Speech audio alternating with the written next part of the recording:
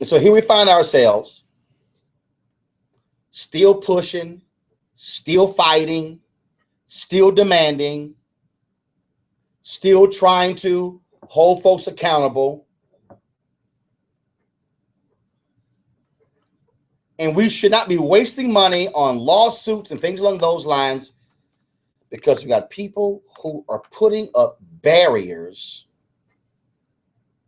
to keep other Americas from voting. That, folks, to me is egregious.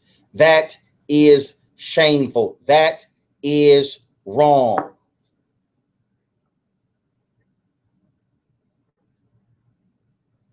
And let me say it, I don't believe in restrictions. I don't care if you are Democrat. I don't care if you are Republican. I don't care if you are independent, Green Party, Libertarian Party. We should have free, fair elections in America.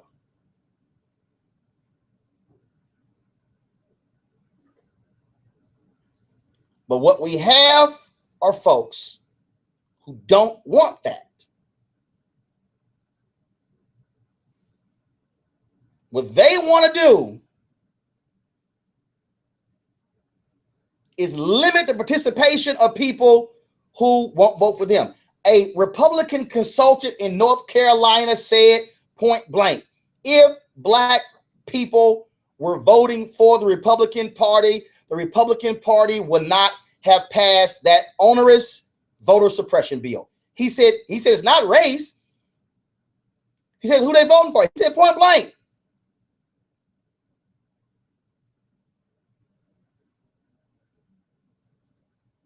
Point blank. I keep telling y'all what's going on here.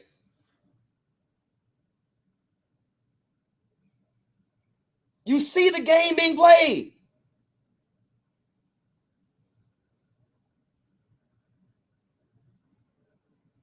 You see the game being played. And what I'm saying is voter suppression is real. It's real. And I'm going to keep saying it. I'm going to keep pushing it. I'm going to keep talking about it, because we cannot allow people to frame democracy only in the way that they like. No. Cannot happen.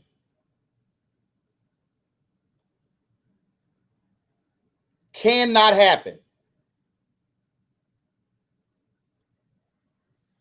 Cannot happen. If you have voted early, I want to hear from you. What was your experience like? Give me a call, 844-736-7474. 844-736-7474. This is Roland Martin Show. Back in a moment.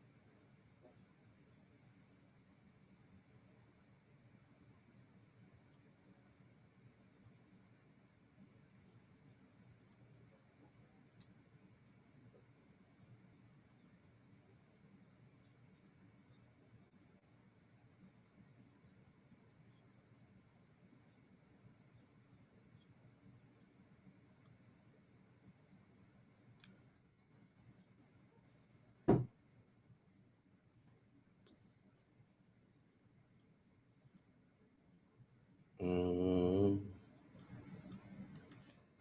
Mm-hmm.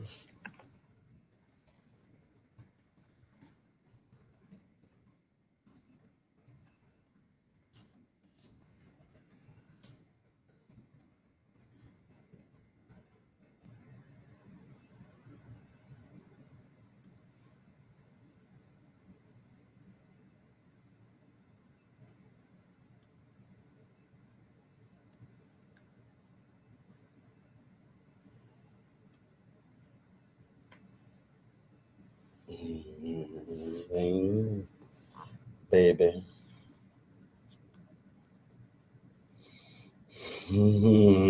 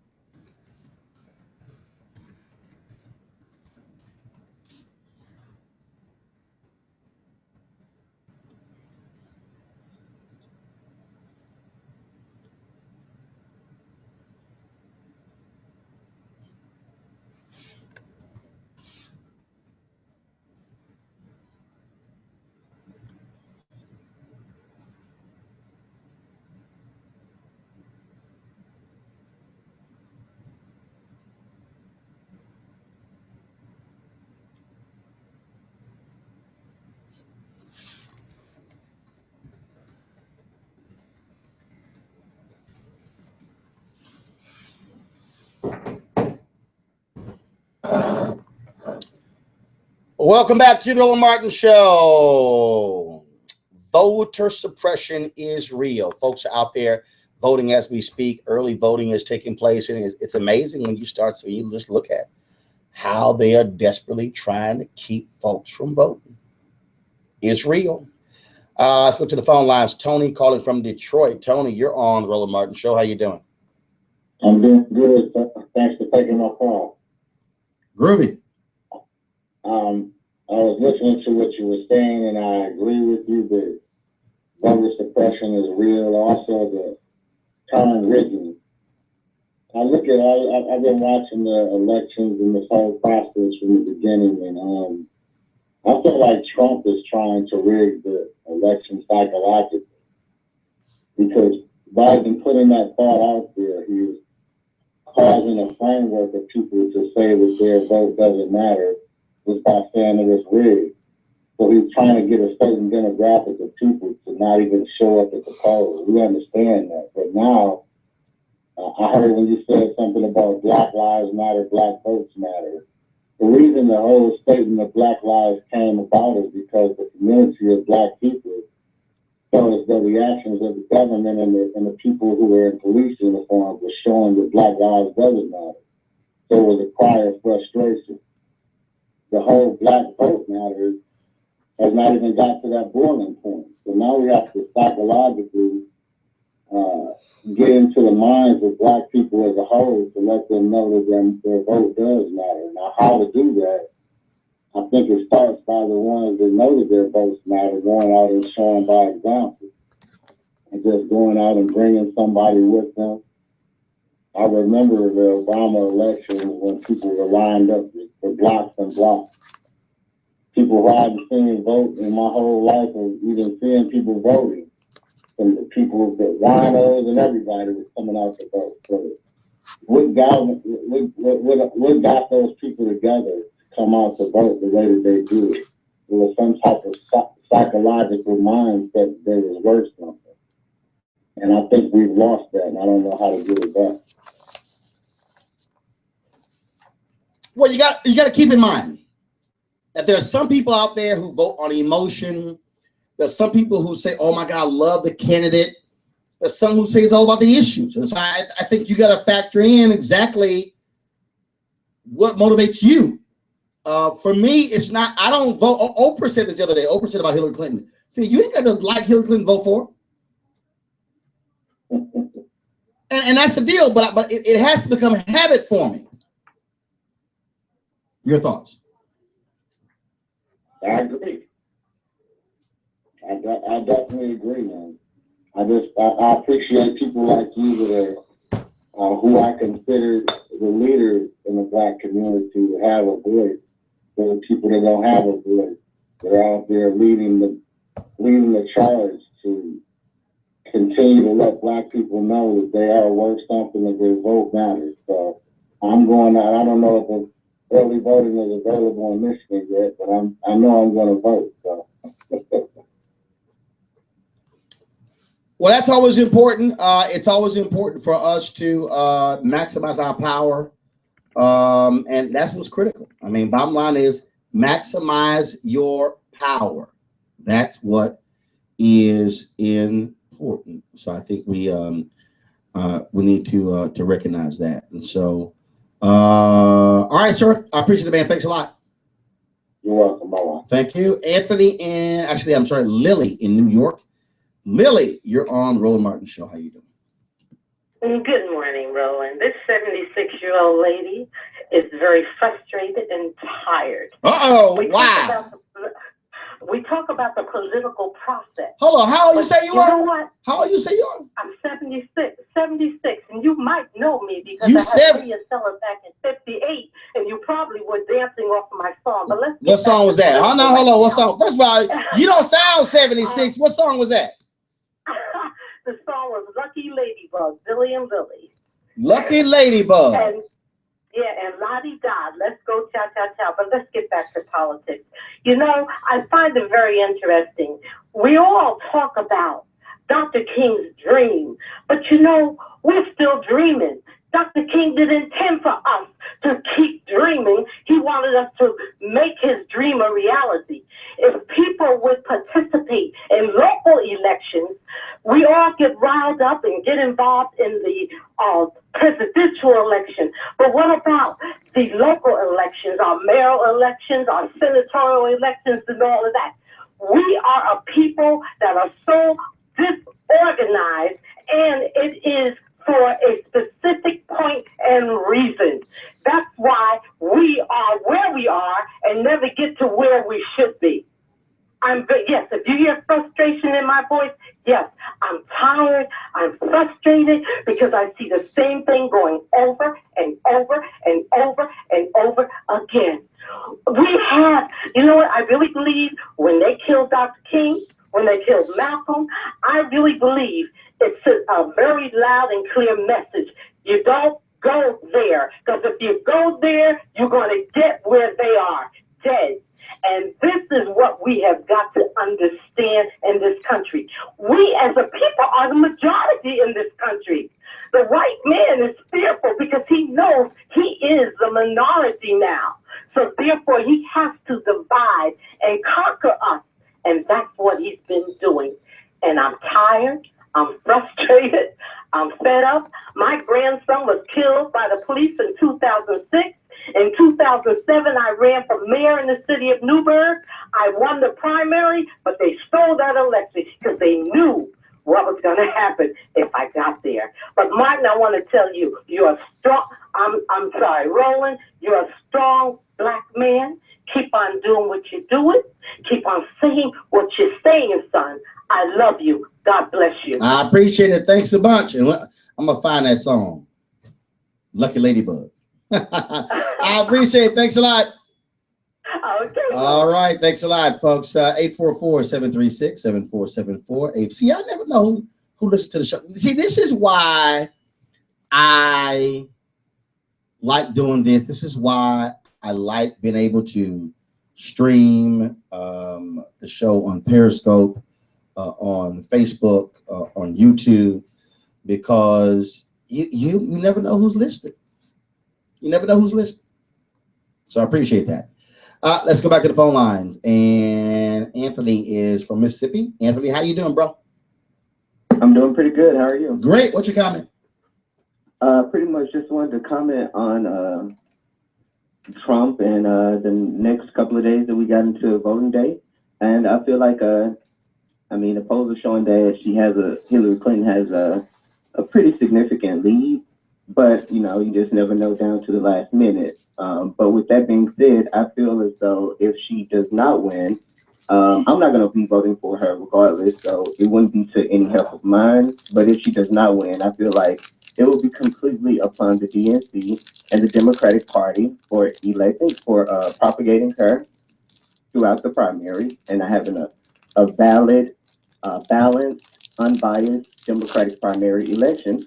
That's number one. And number two, they knew who she was, the Democratic Party, before they championed her and put her on the pedestal as the, best Democrat to win this election for us. So if they put her up there with her emails coming out via WikiLeaks and everything else that goes on, it literally is the DNC's fault that she loses if she loses.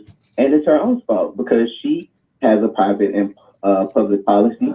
She is the one that, hesitated on giving out speeches that really probably wouldn't have did too much damage. She just was so sketchy about it, so slimy about releasing the actual emails when they came out. I mean, of course, anything that's found is going to be blown over 10 times because you tried to hide it. And beyond that, I feel like anything that comes out of this election, if she does not win, it is her fault and the Democratic National Committee's fault for blocking independent voters who more than likely would have voted for her if they had already voted in the primary. They definitely would have voted for her more than likely in the general, more than likely. I'm not saying 100%, but in my opinion, more than likely they would have voted for her if they voted in the primary. But so many were blocked out. Why would they vote for her in the general? But that's all I have to say. Okay. When you say so many were blocked out, define that. Well, first of all, the rules for the Democratic National Committee or the DNC for their primary elections, they could have been taken care of years ago, 8 years ago. 8 years ago, we talked about super delegates. 8 years ago, we talked about voter disenfranchisement. Okay, well, stop. 8 years ago, we talked about opening up the political party. Okay, stop. More willing people. Okay, first of all, what does that mean? You threw out three things. What does that mean? So let's start with, what is your complaint about superdelegates? My complaint about superdelegates is that the voters, the Democratic base of voters, are not susceptible to the way that they're set up. They don't appreciate the way that they're set up, whereas it's so close that pretty much we don't have a choice at that point. That is not true. That is not true. Yes, that is true. First of all, that is true. No, That's okay. specifically what happened this year. Hillary Clinton did not meet the total number of delegates that she needed in the primary by voters, so she was pushed over the limit with her superdelegates. Okay, so wait a minute. So do you even understand that? Do you even understand that there are fewer superdelegates today than there used to be? It doesn't matter. No, hold up. Do you even understand how that was even expanded? Even if it was expanding, even if I did know that, it still does not change the fact that the Democratic base is disenfranchised and disillusioned. How? We don't appreciate it. We don't like it. No, I keep saying how. But you're not answering how. I told you how. No, you didn't. We had an option. We had a choice this year between two people. And when it came down to it, neither of them made the requirements for voters to select it. And okay, hold on. So hold on, wait a minute. So neither made the required number based upon the voters. So right. So then what? Leave it as a tie? No. No what? Leave it as a tie. Not leave it as so how do you break? Delegates shouldn't have the power to select it. Okay, wait. Hold on. So if you didn't want super delegates, so should it have been whoever got the most votes overall, they win? It certainly should be. But stop. Wait a minute. Stop. Okay, hold on, because you keep throwing out disenfranchisement, but you won't define it. I want you to define it when we come back. 844-736-7474. 844-736-7474. This is Roland Martin Show. Back in a moment.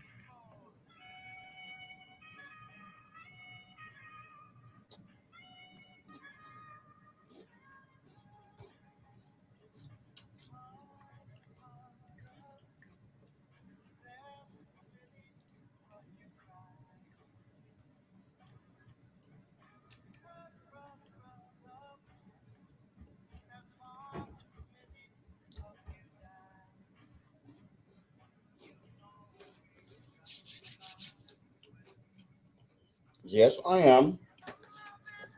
According to Super Shred, if you snack one, hey, y'all don't understand. According to Super Shred, if you snack one an hour and a half after you have breakfast.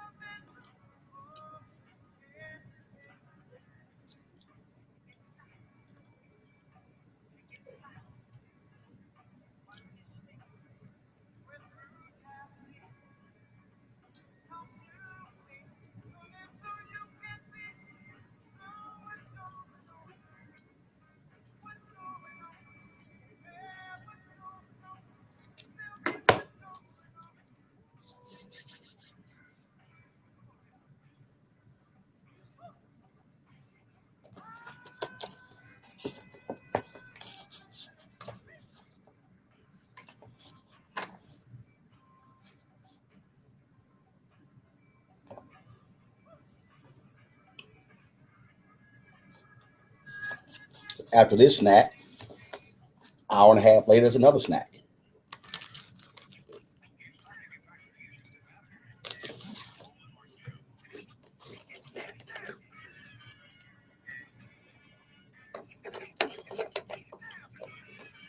Okay. Time for me to educate. Y'all ready? Y'all ready? Y'all ready?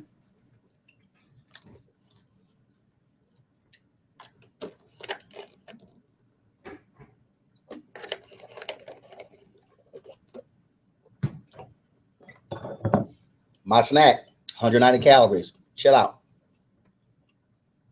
Welcome back to the Roland Martin Show.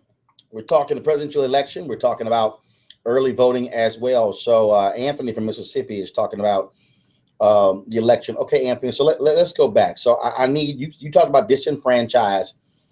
How? Explain it. How?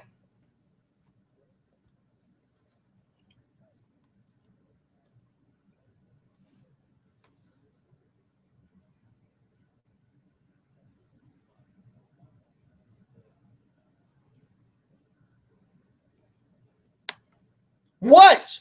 Like what? Like what?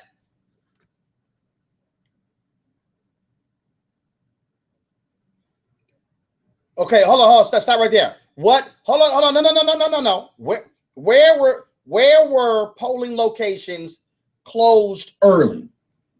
Okay, just a second. I can Google it. It's not that big of a deal to Google that. Just a moment. So also keep going because you keep talking about disenfranchisement. So what else? Because I'm not going to other than early voting, of course, closing polling stations down early, decreasing the number of polling stations. Have you ever heard of voter stripping voters off of verification rolls that are supposed to be at the location polls? There is numerous case studies on voters being stripped from. Okay, so please for this election year in New York City. Okay, so there was a large number of voters who claimed that they were that they were stripped from their voting rolls and was that allowed to vote in a party hold up. Was that proven? Yes, it was. Where? We have cases that were proven. So where's the lawsuit? There was a lawsuit. The New York State attorneys filed a lawsuit against the DNC, the Democratic National Committee for the New York State specifically. So what's the status of that lawsuit? Because you don't know about it, Roland. No. See, this is your problem. This is your problem. I'm asking you questions because one, I'm aware of that. That's for the purpose of the audience. And so, so what else was disenfranchised? Well, what else?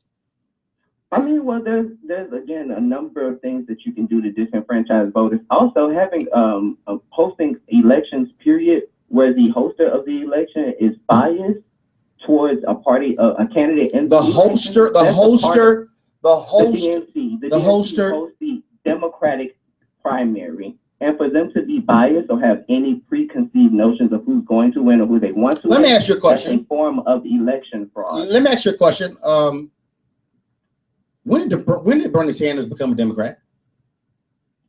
Bernie Sanders became a Democrat to run in this party, in this primary. So what you're saying is Bernie Sanders really wasn't a Democrat.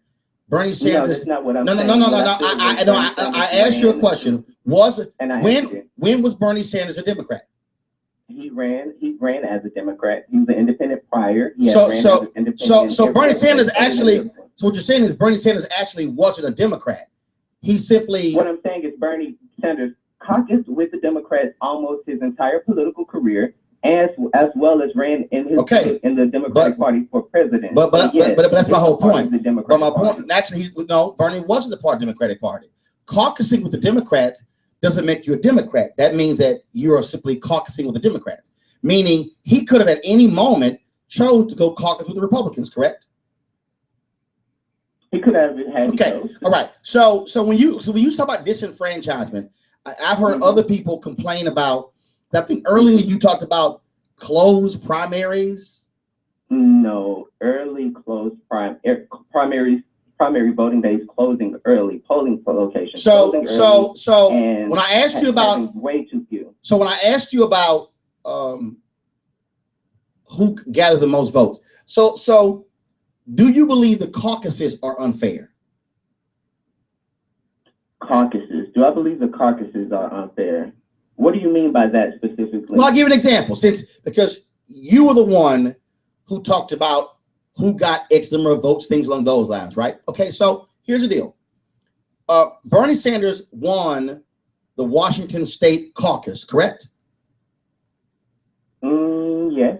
Do you know how many people participated in that? No, I don't know how many people participated. Okay, 230,000 people participated in the Washington State caucus. Bernie Sanders won the Washington State caucus by 46%, by 46 points. Do you know that the state of Washington did have what was a mail-in primary where ballots were sent across the state? Do you know how many people voted in that? No, I don't. 700,000. 700,000. Almost 3 times as many of the people who voted in the caucus. Guess who won that mail-in, that primary? Was it Hillary Clinton? By 6 percentage points. Okay. So when because earlier you talked about, well, who got the most votes and stuff along those lines.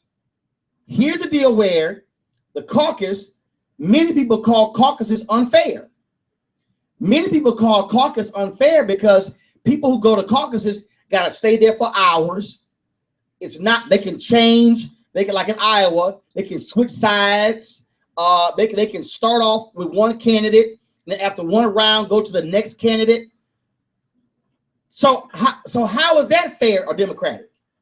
I never said it was, and I never argued. So here's my whole point. So what you have here is there are some open primaries, there are some closed primaries.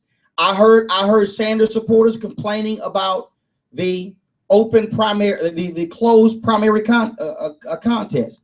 Well, here's the deal. How many open primaries did Bernie Sanders win? 10. I'm not sure. I'm 10. He won 10. How many open primaries did Hillary Clinton win? 13. How many closed primaries did Bernie Sanders win? 9. How many closed primaries did Hillary Clinton win? 17. Okay. So she won a majority of the open and the closed primaries.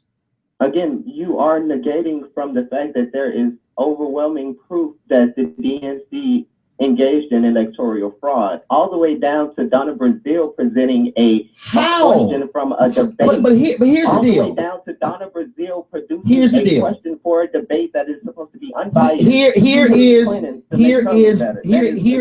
the fundamental here is the fundamental issue that you're talking about. Mm-hmm. And that is this here. In elections, there are winners and losers. Yes. And I'm going to tell you right now, if Bernie Sanders had paid attention to black people in the first 6 months of the campaign, I believe Bernie Sanders would have performed better, but he didn't. I don't, because black people are paying attention to him. No, you're wrong. You're wrong. You're wrong. Here's the deal, though. You're wrong. The reality is this here. Senator Bernie Sanders was late to the party. He did not focus on black people until after New Hampshire. He ignored. Dude, I was there. Bernie Sanders, we tried to get Bernie Sanders on TV One and the Tom Joyner Morning Show from August 2015 all the way through to March. Wouldn't come on. Dude, we were offering him a platform of black people. Wouldn't come on. Because his camp was only focused on Iowa and New Hampshire. Again, Roland, and then no. I am making a point so you understand. So you understand. The reality is this here. You got to be in the game for the long haul. And the problem was Bernie's people only focused on 2 states and they built from there. I think had Bernie paid attention to black people early on, he would have had a better shot. Got to go to a break. I appreciate your call. This is Roland Martin, 844-736-7474. 844-736-7474. This is Roland Martin Show. Back in a moment.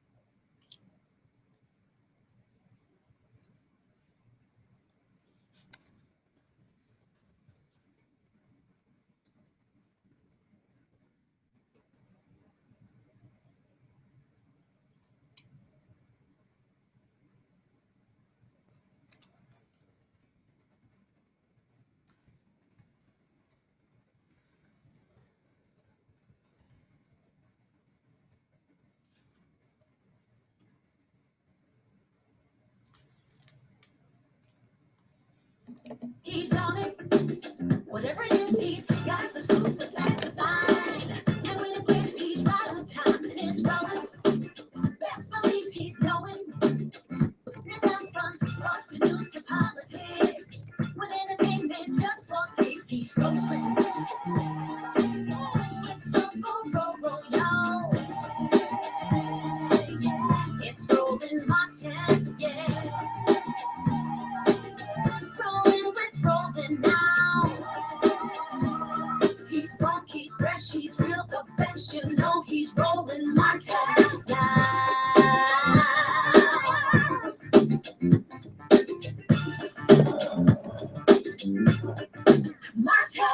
All right, folks, welcome back to the Roland Martin Show. 844-736-7474, 844-736-7474. 15 days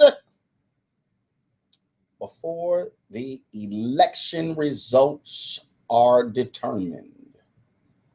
Trump, Clinton, battling it out. Battle for control of the United States Senate. Battle for control of the United States House. Lots of things going on.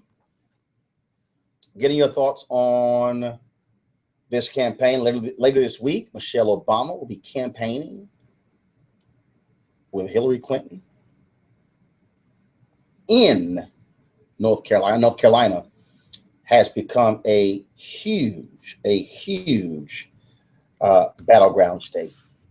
Clinton is spending a significant amount of time there. I mean, a significant amount of time in North Carolina. That is one of those states. That is one of those states where the Clinton campaign not only is trying to grab that state, but also, of course, also trying to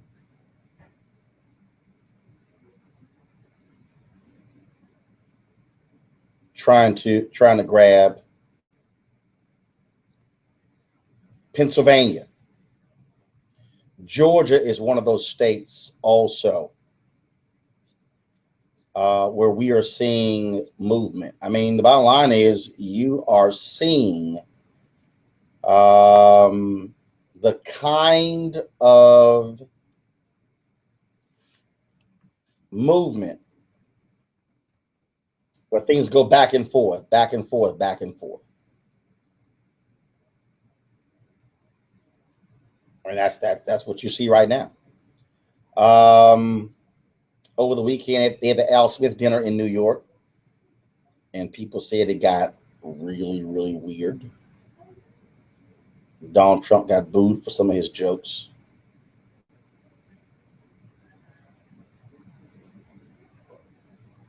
And that thing is happening. So a lot of things are going on. So I'm going to pull up in a moment. I'm going to pull up the callers. I got people hitting. Everybody want to talk politics. I just got a text message from Dr. Ian Smith. Of course, Super Shred died. He wants to talk politics. He said, man, he said, I called into the show. The line was busy. I want to talk some politics. See, everybody want to talk some politics this time of the year. Everybody. So you want to talk politics? Well, Dr. Ian Smith, you're on the air. So it's this time of the year. So what's up? What's happening?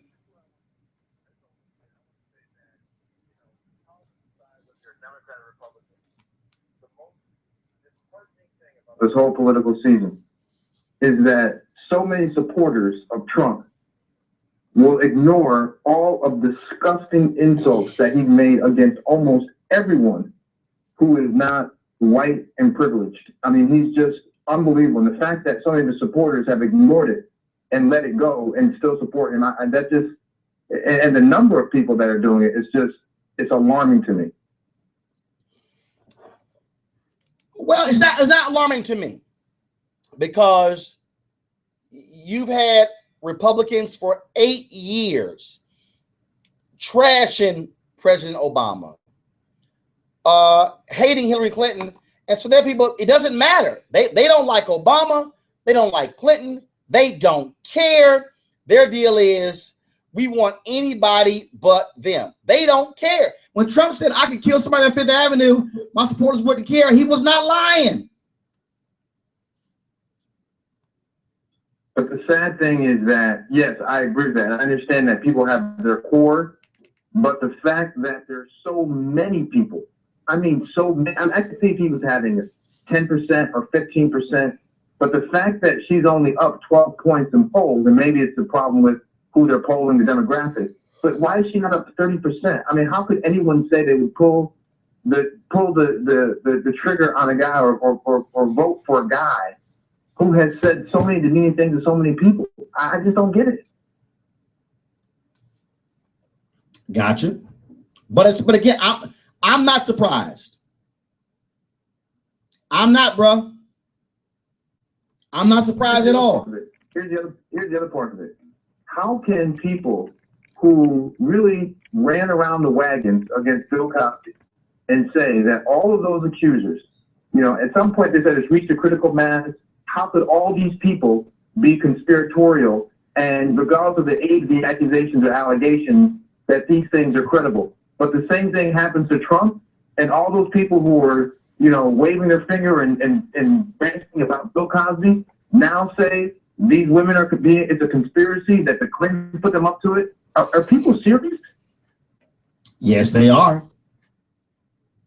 Well, all I can say is I can't wait for the election season to be over so that we can return, because this has all been a circus act.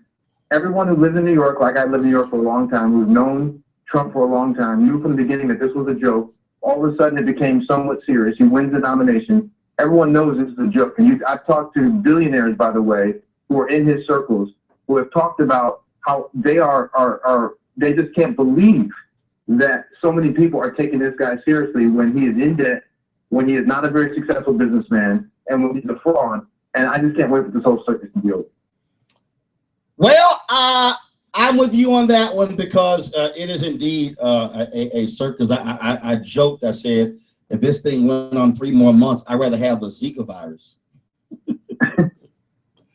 So while we got you on the phone, Doc, so let me ask you, so a lot of people out there, people ask me silly stuff like, well, you know, does that super shred thing really work? Is it a whatever the heck?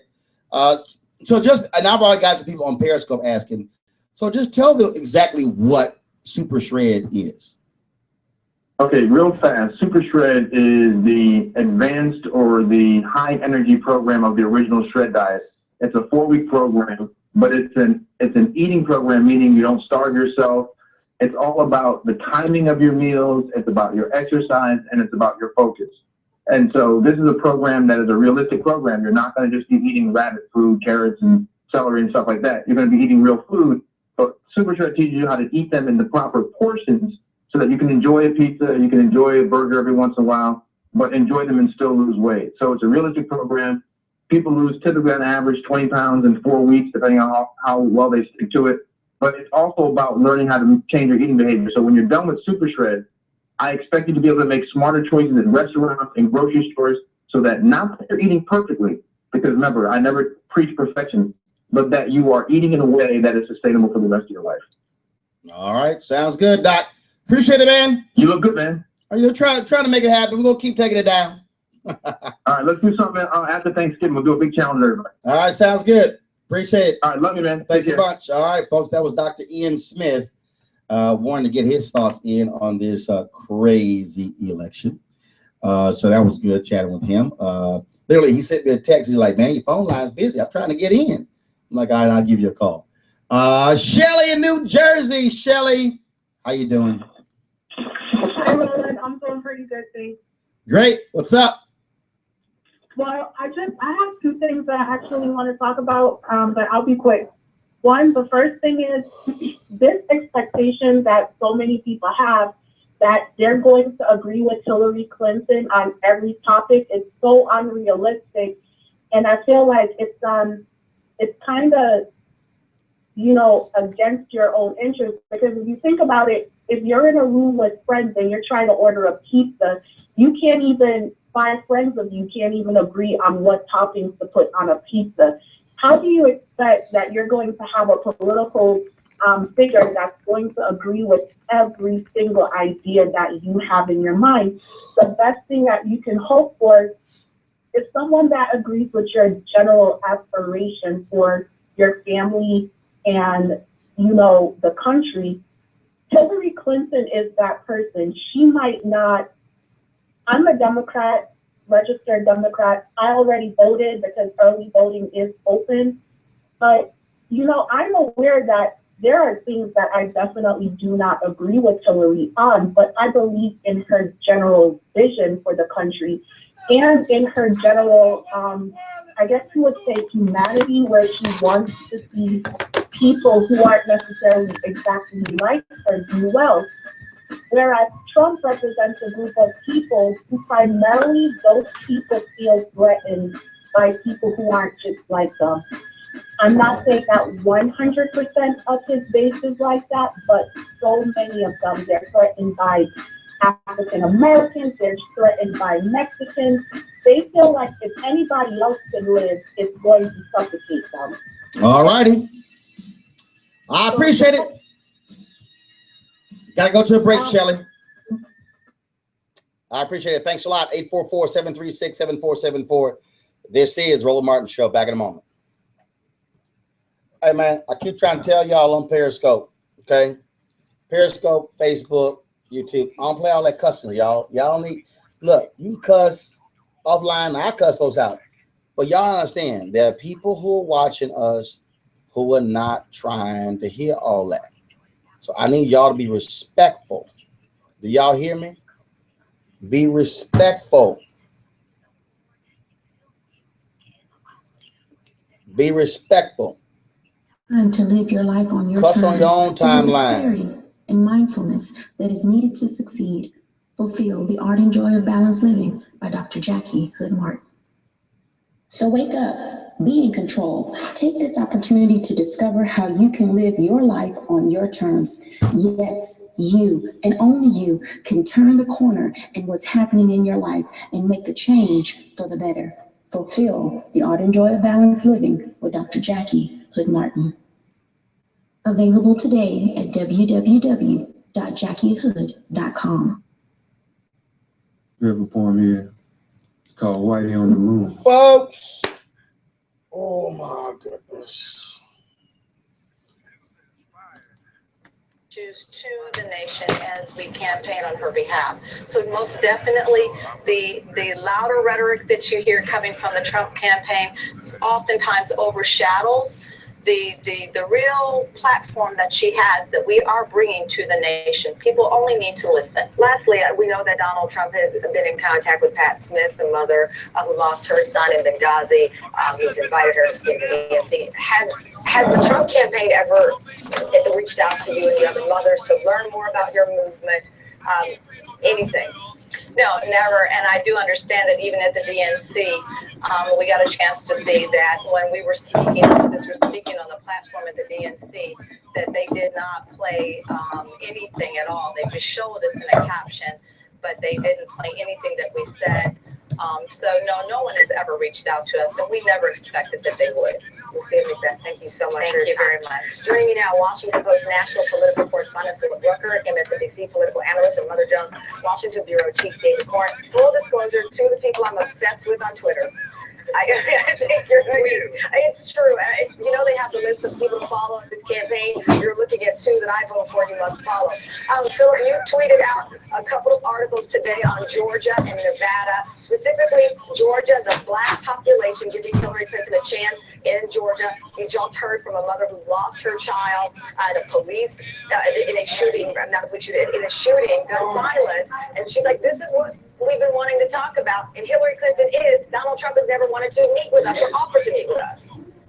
Yeah, you're exactly right. And it's these issues that are putting some of these reliably red states into play for Hillary Clinton. Georgia, it's unclear if that one's going to make it, but Arizona, actually, I'm still on the air. I was seeing if you got 5 minutes. That would be a pretty dramatic move. You got 5 minutes? Joe Obama was there last week campaigning. The Latino vote is Okay, no problem. there, and the Clinton campaign is spending big money. Are you here? Looking at the down ballot conference now from Hillary Clinton, as pointed out by Casey Hunt, that's how they're entering her conference. She's talking more about, for example, Pat Toomey. Okay, so I'll have our folks meet you about in the morning. Yes, I'm 43% okay, cool. race in All right. Pennsylvania. So everybody say what's up.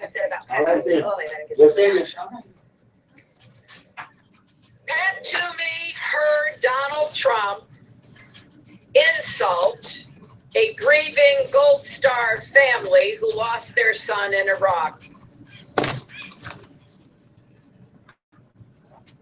All right, fam, welcome back to the Roland Martin Show. We are talking politics. Lucia McBath, mother of Jordan Davis, who was gunned down gas station in Jacksonville, Florida. She was just on MSNBC. She has to go to an event, the Center for American Progress with Debbie Allen. So I was trying to get her live on the air, but yesterday she was one of the mothers who spoke at a rally in North Carolina. They were there yesterday. The mothers of Eric Garner, Sandra Bland, Trayvon Martin, Jordan Davis, and I'm missing one. And I will get the other name. And I want to play some of that for you, so you can hear. I want to hear Lucia McBath, because they have been traveling around the country campaigning for Hillary Clinton. And so here we go right here. This is Lucia McBath from yesterday. How are you doing today? I can't hear you. Why are you here today? Who are we here to elect as the next president of the United States? I can't hear you. I am so excited to be here today. I'm here with the mothers of the movement, and more than anything, so completely honored and humbled that for the last year I've had the chance to be a surrogate and travel all around the country on behalf of Secretary Clinton as we help make her the 45th president of this United States. Well, as you know, you only have 16 days left. And how many of you have already early voted? Raise your hand. Okay, for all of you, all of those who have not raised your hands, the polls are open today. And as soon as you leave this rally, where are you going? To do what? To early vote. And I want you to take Aunt Dal and Uncle Buck and all your cousins and kissing cousins and take them all with you. You must vote. Well, ladies and gentlemen, I'm not going to hold up the process any longer. You have been standing here waiting for the most wonderful, intelligent, and completely inspiring woman that I have ever had the opportunity to and work on behalf in my entire life. A woman that I'm about to introduce to you whose time has come. Her time has come. So without further ado, I'd like to introduce to you, and this moment we are making not history, but her story. The next president of the United States of America, Secretary Hillary Clinton. That was Lucia McBath on yesterday. There were the others who spoke as well. And so I want to play for you. Trayvon Martin's mom spoke. And so it was, again, several of those mothers. But so, let me say this here. I asked somebody on Periscope who made this point. I hope this woman isn't using these women's pain. First of all, these are grown women. Let me say that again. These are grown women who have made a decision to support Hillary Clinton. Grown women. Eric Garner's mama, grown. Trayvon Martin's mama, grown. Jordan Davis's mama, grown. Sandra Bland's mama, grown. I'm gonna pull up the other. So I mean, people need. They have decided on their own what they're doing. And so if they believe that she is, so the other mother is, so there was, first of all, there were several different mothers. There were some mothers who were at the rally, some who were at the church. So Maria Hamilton, Gwen Carr, those are two of the mothers. So I just wish people chill out. So I don't hear some of these same people questioning the Benghazi mother who is supporting Trump. They grown. And there are different mothers of the movement. Yes, Michael Brown's mother, Leslie McFadden, she is being at some of these events. She wasn't there yesterday. But I mean, if they believe that Clinton is the better candidate to advance the issues that they are touting, that's them. They have that right. I just think some people need to stop tripping when it comes to some of these candidates. I mean, I got issues. I mean, they are grown and they making grown folks decisions. Okay, so that's my deal there. Let's go to the phone lines. We certainly want to hear from you.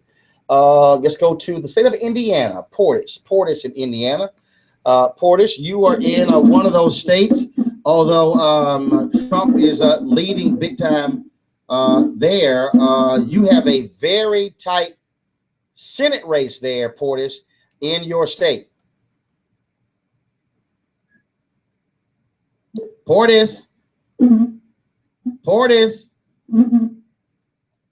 Okay, I don't know what's up with Portis' phone, but we're going to try to come back to Portis. Shayna in New Orleans. Hey, Shayna. Hey, how you doing? Good morning, Roland. I'm doing great.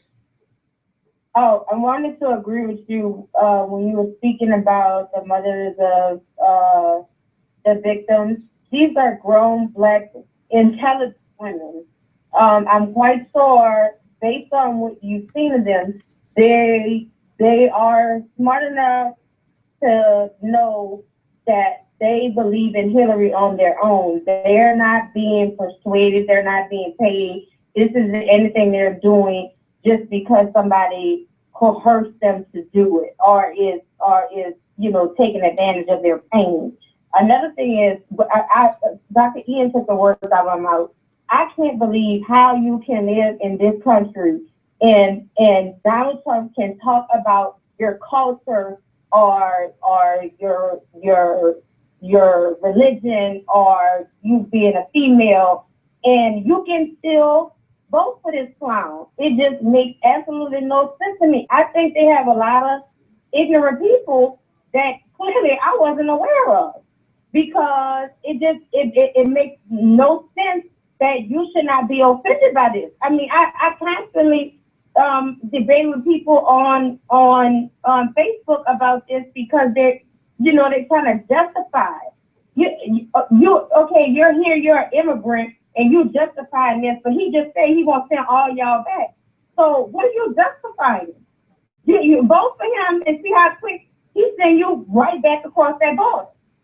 And another thing is, what I don't understand is, as adults, how people don't know who they want to vote for, and we 15 days out. I knew as a child that I was Democrat. I don't know what people haven't been exposed to in their life. Do they live under a rock? What is going on? Because you should know as an adult, either you're a Democrat or you're a Republican. It's no question, because it's based on what they're saying, what's best for you, what's best for the country. And I have one question for you, Roland. How is it the the most important job in the country, and I also think in the world, why aren't there minimum requirements? How can anybody just run to be the president? Okay, here's what I'm gonna do. I gotta go to a break. I'm gonna answer your question when we come back. Okay. Okay. I appreciate it. Thanks a lot. 844-736-7474. 844-736-7474. We're talking about this mad, crazy election. I'll answer her question when we come back on the Roland Martin Show.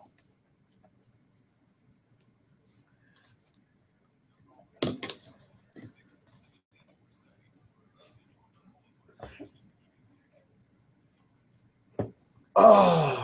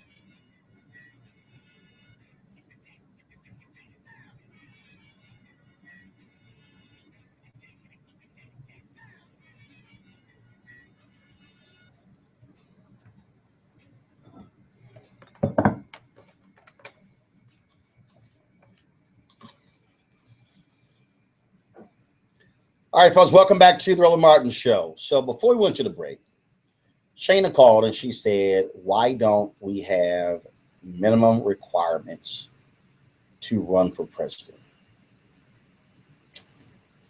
Now, I've heard that question from people before.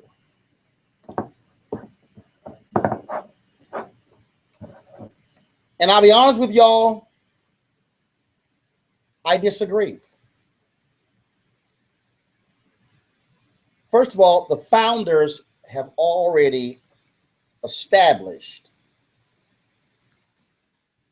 minimum requirements.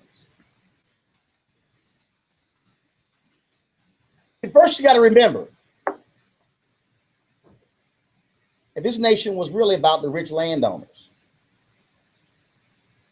The rich landowners.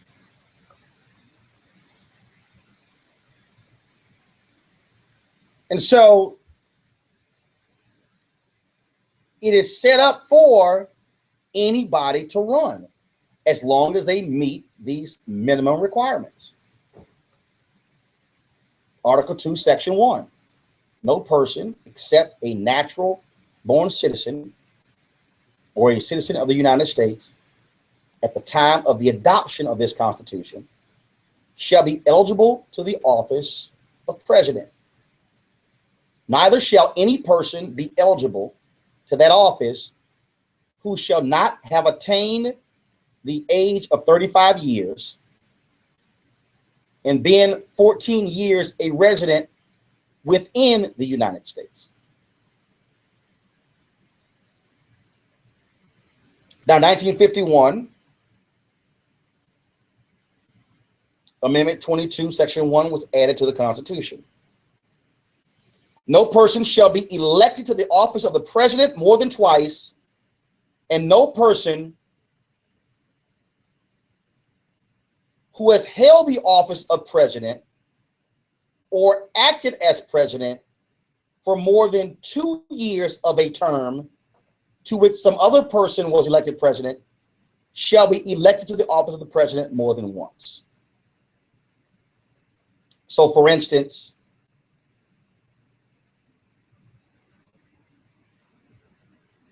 Lyndon Baines Johnson became president November 1963 when John F. Kennedy was assassinated. Kennedy was running for re-election. He was inside of 2 years. So Johnson could run for another, he could run for 2 terms. So really, a person can't serve more than 10 years as president. That's it. Those are the minimum requirements. That means that anybody can run. That means that when you hear somebody say, well, so-and-so's unqualified, well, no, actually, the qualifications are spelled out in the Constitution. Now, we might say you're unqualified because of this, that, or the other, but it says right there what the qualifications for president is. This means that anybody can, if you are a natural born citizen and over the age of 35, you can run for president. I'm good with that. I don't believe it should be, you must be a senator, you must be a governor, you must be an elected office holder. That means that anybody can run. I appreciate that. I appreciate that.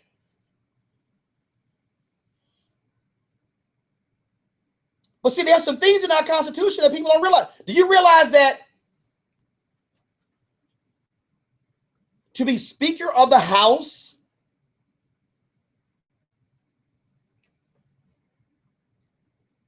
you don't have to be a member of Congress?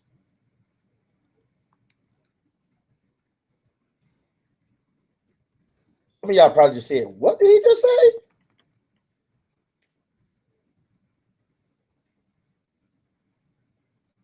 To be Speaker of the House, you don't have to be a member of the United States House of Representatives.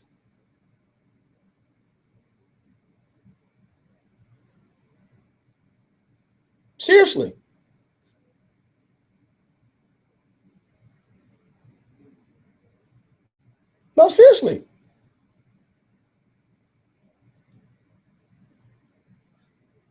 You don't have to.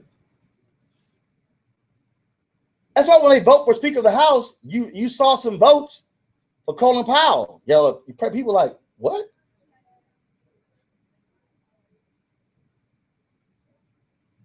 Yes. Anybody can be Speaker of the House.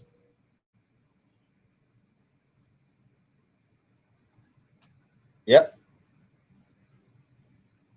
There's no rule in the Constitution or the rules of the House that requires a Speaker to be a member of Congress.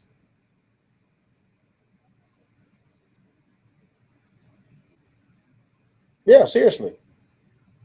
I'm just letting y'all know. I mean, that's what it is. So I disagree with people.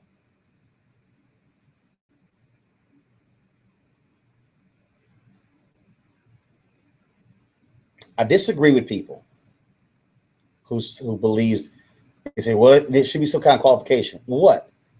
And then who gets to make it? No. Anybody can run. And I believe you run, you make your point,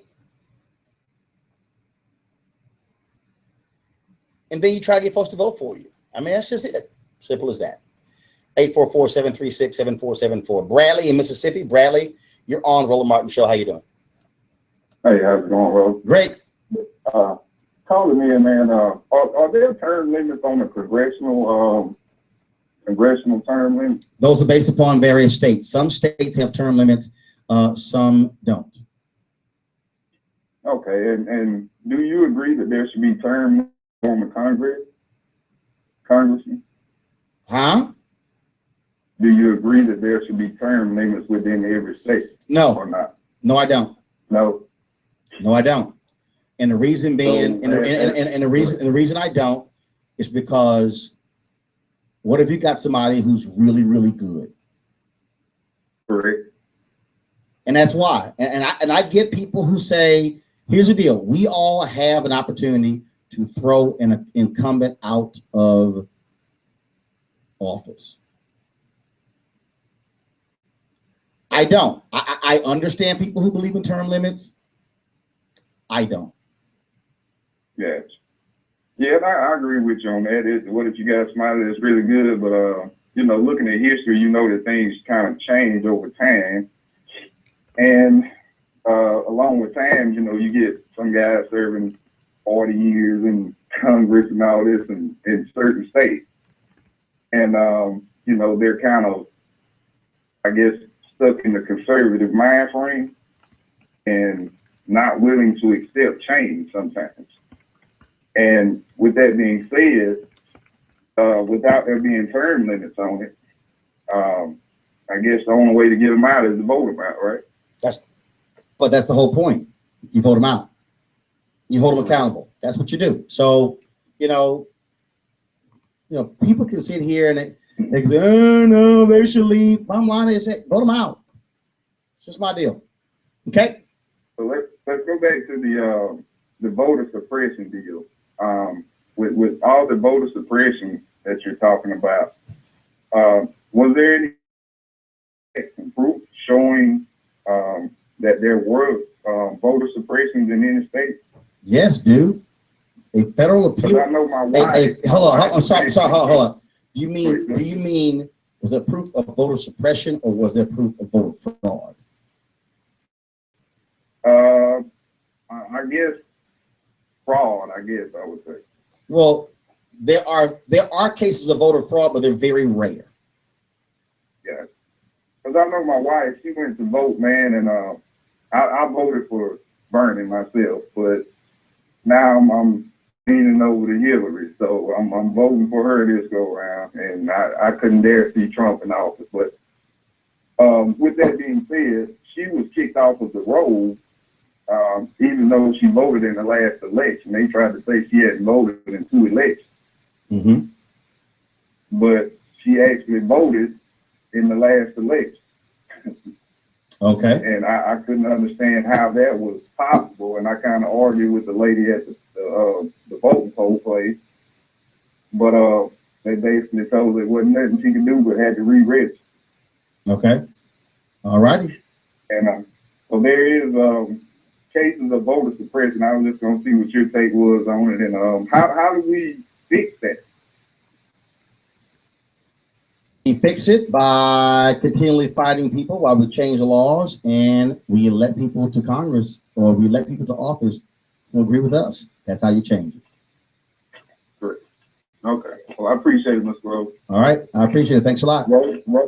Roland Martin for president next time. Nah, that's all good. I'm good right where I am. Thanks so much. All right. 844-736-7474. 844-736-7474. You know, look, if you disagree with me on term limits, that's fine. I mean, I'm good with that. I got no problem with that. I just have a different point of view. Going to a break. We'll be back on the Roland Martin Show in a moment.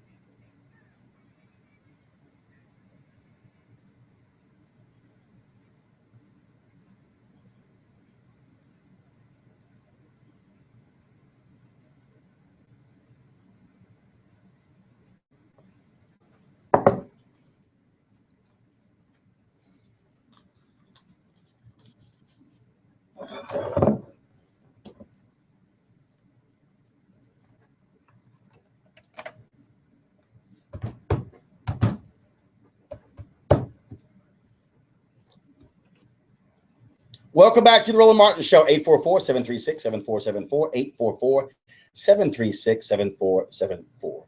All right, folks, let's go back to our phone lines, giving you an opportunity to weigh in your thoughts. I opened the show talking about voter suppression and how dastardly it is across this country, and it is shameful that we have the levels that we have right now. Portis in Indiana. Hey, Portis, you're on the Roland Martin Show. Great. Go right ahead. Now we can hear this time. Yes, I was calling in terms of why is it that us as, black people keep playing these games with, the way the games that they play as far as voter suppression and, as far as voting period, because we don't have a horse in that race. We don't have anybody that's out for our agenda. Hold up. You're saying black people should not vote? I don't think we should, because it's like if your kids would go outside and play in a football game, and they come home and say, hey, they keep cheating, they keep doing this, they keep doing that. You go like, well, go start your own football game. I mean, they keep playing with people who's going to cheat on you, and that's what keeps happening. They keep cheating, they keep promising things that they never deliver on, and we keep, doing the same thing. Okay, stop. Okay, you keep saying they keep promising things they don't deliver on. So you think black folks have gotten nothing out of voting? Not that I could see, or that I could even feel, or, in my time, in my era, and be conscious of things. And, I hear a lot of promises that we're going to, make jobs and stuff for black folks, and, give you this and give you that. It's just all about the hogwash. I mean, it's just lies, and we know it's lies because we know they're not going to do anything about. Them ain't going to come down where I live and stop. Well, that's stupid to say. I see some people call us when anybody can call in. Shooting people. She's not going to stop drug dealers. That won't trip either. None of them is going to do nothing for our neighborhoods. That's what we do know for a fact. They're going to keep getting richer. We're going to keep getting poorer, and we keep feeding into the system. It's almost the same as to be an idiot, to do the same thing over and over.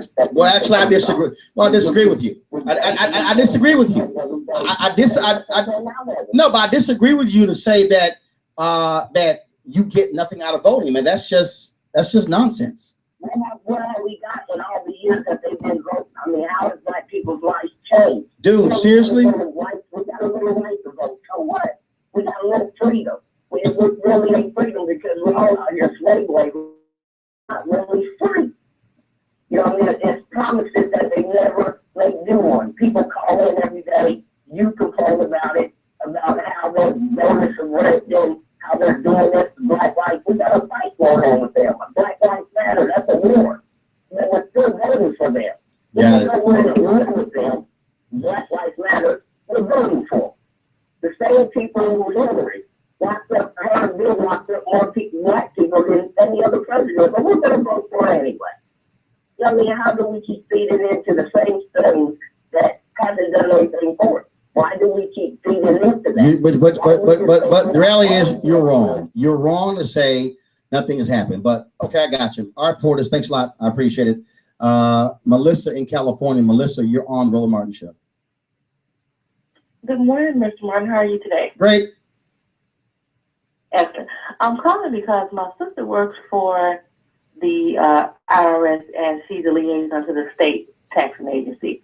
And she was more offended by him not paying that $1 billion in taxes over 20 years ago. And when I asked her, I said, well, why is that so important? She said, do you realize what your taxes go to? I said, well, why don't you explain it to me? She said, they literally go to every state agency and in your local community. So when you have natural disasters, that's where that money comes from. I said, so you trying to tell me every time it's natural disaster, that's where the money comes from? So therefore, we're basically supporting him when he has a natural disaster like they just had in Florida, where they have to shell out all this money. I said, are you kidding me? She like, no. She said, that's an example of corporate welfare. And I just sat there. I said, so everyone who's commenting saying Donald Trump is this and Donald Trump is that, we're basically supporting him because we've paid more tax than he has. And I found that a little bit frightening, to be honest with you. And for him to be so cavalier about it, that scared me to the core. And she's been doing it for the last 10 years. And I want to get your thoughts on that. Okay. I mean, but look, Bob Ross is here. Rich people have lawyers and accountants so they don't have to spend money. That's true. And when I pointed that out to her, I said, that's I mean, if they could do rich people are the ones. that's the law, I'm saying. First of all, rich people benefit from the tax code more than anybody else. Okay, tax shelters, all that sort of stuff. They benefit from all of that. That's what they benefit from. Period. Yeah, I agree. But for him to be so cavalier and a don't care attitude, and it's like, okay, does he realize he's offended a whole bunch of people who pay taxes? He don't care. Girl, he don't care. I agree with you. Girl, he don't care. Keep doing what you're doing. I agree. And I think that blew my mind because I was like, you trying to tell me I'm supporting him. She said, yeah, in essence, you are. All righty. I appreciate it. Okay, you have a great. I appreciate you, and I love your debate with Larry Elder. It was artful at best. All right, I appreciate it. Thanks a lot. All right, then. Thank you. Let's go to Sean P. Lang in Missouri. Sean. Hey, Roland, how you doing? Doing great. I wanted to call and first of all share with you and the listeners. I was on my way to work and I saw this big Dodge Ram truck with a sticker on the back that said "Black Guns Matter," and it had a decal of children with rifles. And then on the bumper sticker, of course, you know, he was a Trump supporter. And I don't know, as I was driving behind this and I'm seeing this, I kind of thought, wow, if Trump does not win, is there going to be like a state of chaos and people shooting and acting a darn fool? Like, because I just see that a lot of the Trump supporters, when he talked about making America great again, it all, and not all, but a lot of it goes back to that mentality of when, you know, blacks were being oppressed and subservient and, you know, just a time where things were not so great for us. So that kind of brought me some concern. And then as far as Hillary is concerned, I did have concerns about her comments on super predators and the fact that, you know, more people were incarcerated during her husband's term with the 3 strikes and plea bargaining and things like that. So I do have concerns also that I know the black vote is important, you know, to her, but does she really have our interest in mind as well? And those are the 2 things I wanted to share and talk with you about. Okay. All right. What you got next? What you got next? No, that was it. I wanted to know what you felt about Hillary Clinton and the super predator comments and how she has expressed herself. You know, she said Donald Trump is out in the open. What you see is what you get. We know he's a racist. We know he's a bigot. He makes no secret about that. Hillary, on the other hand, seems to be poised and knows exactly all the right things to say. Okay. Okay, hold on. When did she make the super predator comment?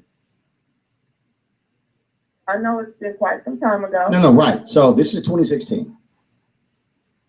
She made the comment when? I mean, has her mind changed? She's apologized for the comment. She's spoken on this. I mean, she's done that. Okay. I mean, she's actually, so for, and not only that, have you actually heard the speech, or did you only hear the clip?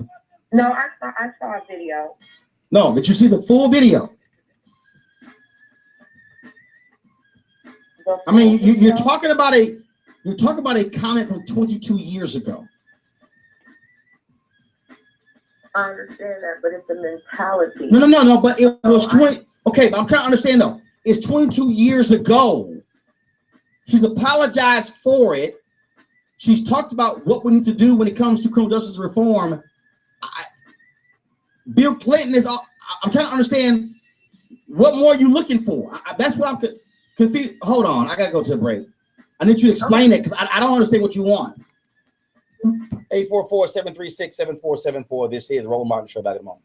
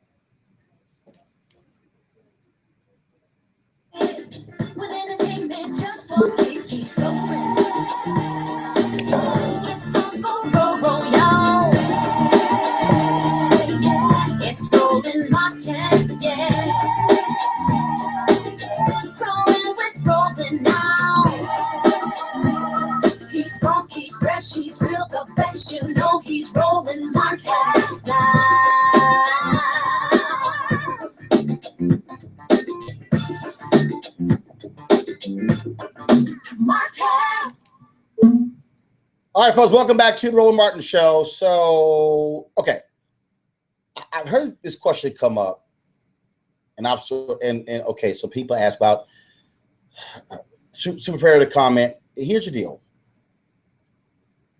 I'm gonna actually play it. I'm gonna actually play it. Okay. So people can actually hear. Just so they can hear. Okay. This was the speech. People keep referencing. To take back our streets from crime, gangs, and drugs. And we have actually been making progress on this count as a nation because of what local law enforcement officials are doing, because of what citizens and neighborhood patrols are doing. We're making some progress. Much of it is related to the initiative called community policing, because we have finally gotten more police officers on the street. That was one of the goals that the president had when he pushed the crime bill that was passed in 1994. He promised 100,000 police. We're moving in that direction, but we can see it already makes a difference. Because if we have more police interacting with people,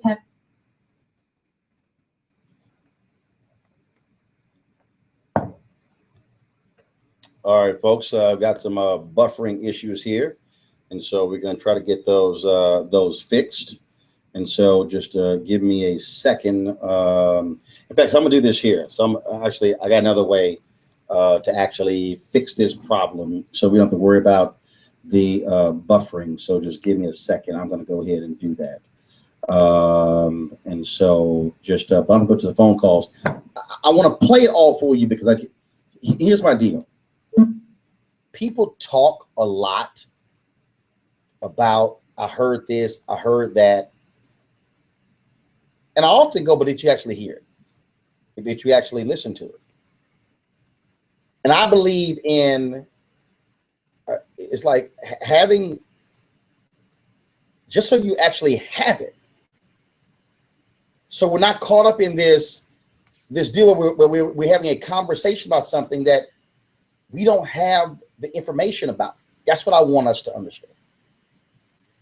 Okay? That's what I want us to be about. But while I get that ready, let me go ahead and take more of your phone calls. So let me go to Kim in Georgia. Kim, you're on Roland Martin Show. How you doing? Hello, can you hear me, sir? Yep. Hi, my name is Tim. I'm calling from the state of Georgia. And I was listening to you this morning and in reference to that Trump thing, make America great again. Now, I heard Obama say, I don't know where he was just the other day, that Trump is known for slapping his name on something and then take credit for it. But I happened to be yesterday watching a movie with my grandchild featuring Jamie Foxx on a movie called Annie, the remake. And Jamie Foxx is playing the role of a politician from New York. And he said that on that movie that I want to make the city great again.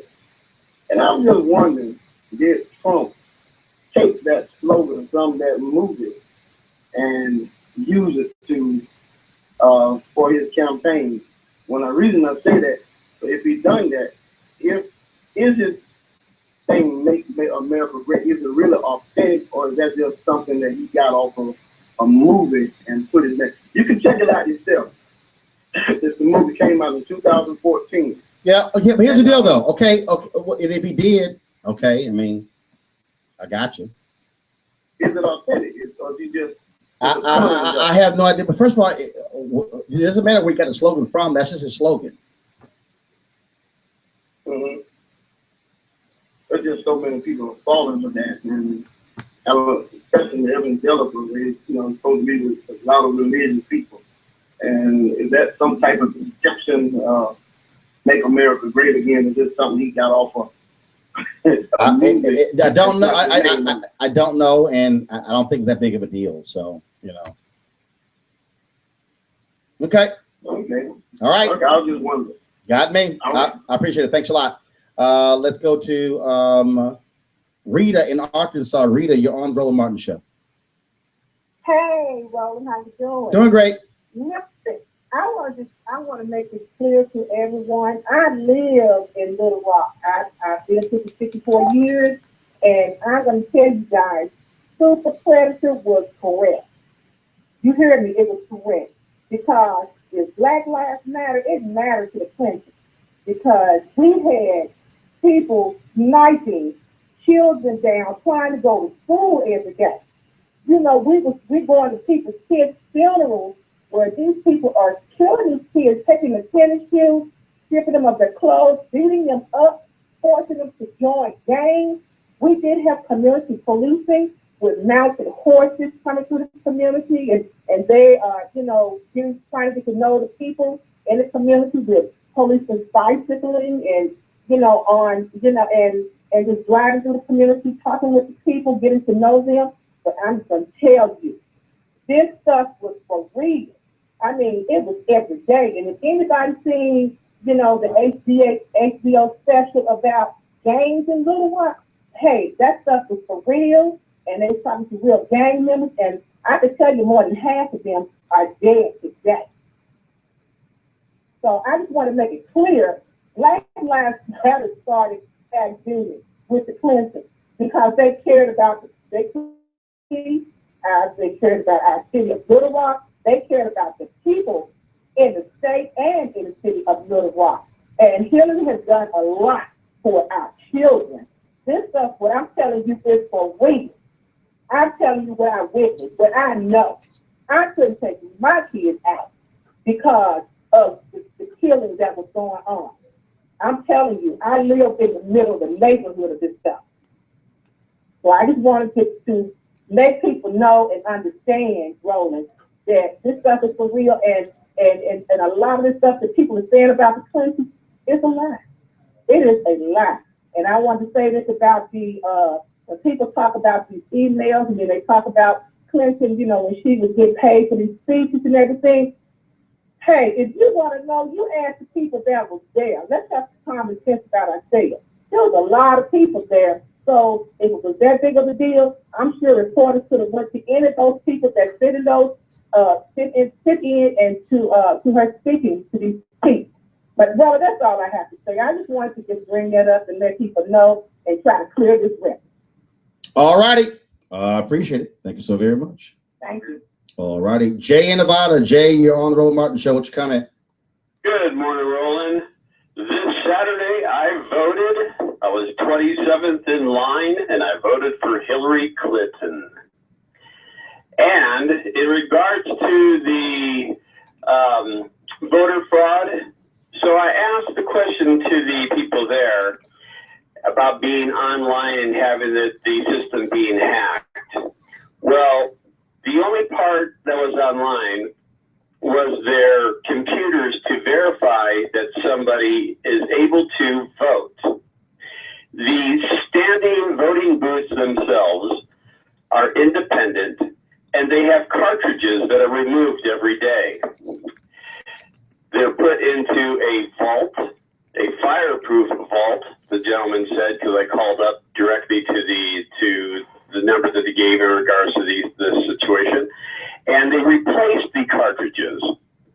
Now, from what I understand from Nevada, there's between 75 and 10,000 voting booths around Nevada itself.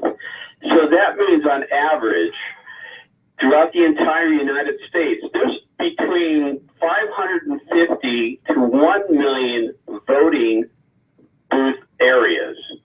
For voter fraud to take place, look how massive of an endeavor it would need to be taken. And the reason why I asked, a week ago, there was a video of Billy Bush again with Trump. Billy Bush and Trump tried to go to 3 different voting sections, and Trump could not vote. He was not on the information for them. He had to put in a provisional ballot. So voting fraud in itself, even one bona fide cases, as you know, out of 1 billion votes cast. That is such a minute amount of fraud, and they're trying to play it up like it's rampant. And I'm sorry. And if you hello. Yeah, I'm going to a break. So hold tight 1 second. Just finish your comment and we come back. 844-736-7474. 844-736-7474. This is Roland Martin Show. Back in a moment.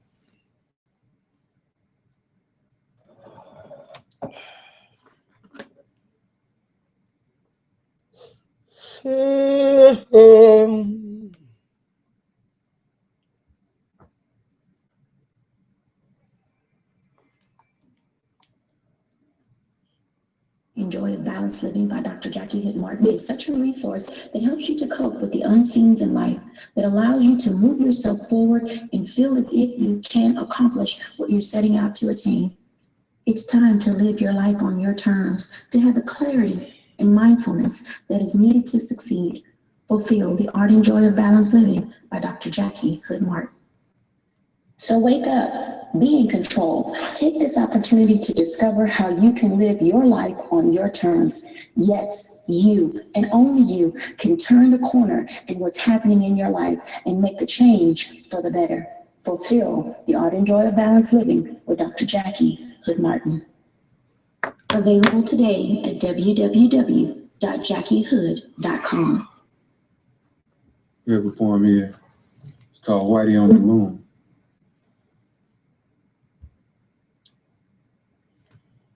Shoulder, rehab it.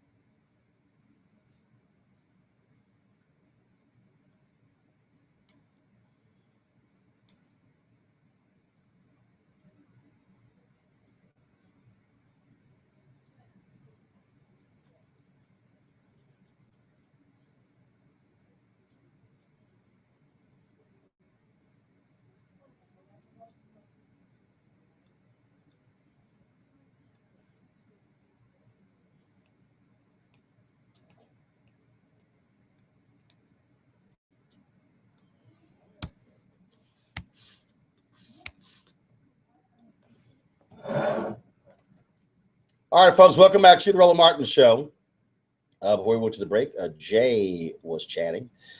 Jay, go ahead and finish your comment. So anyway, voting fraud is not going to be rampant, and everybody who votes who hasn't voted, check out the system like I did, so we can stay up upon this, and Trump can't be trying to just blowing smoke. But now in regards to Trump being at Gettysburg, how this man could stand up there and disrespect Gettysburg, a racist hate monger.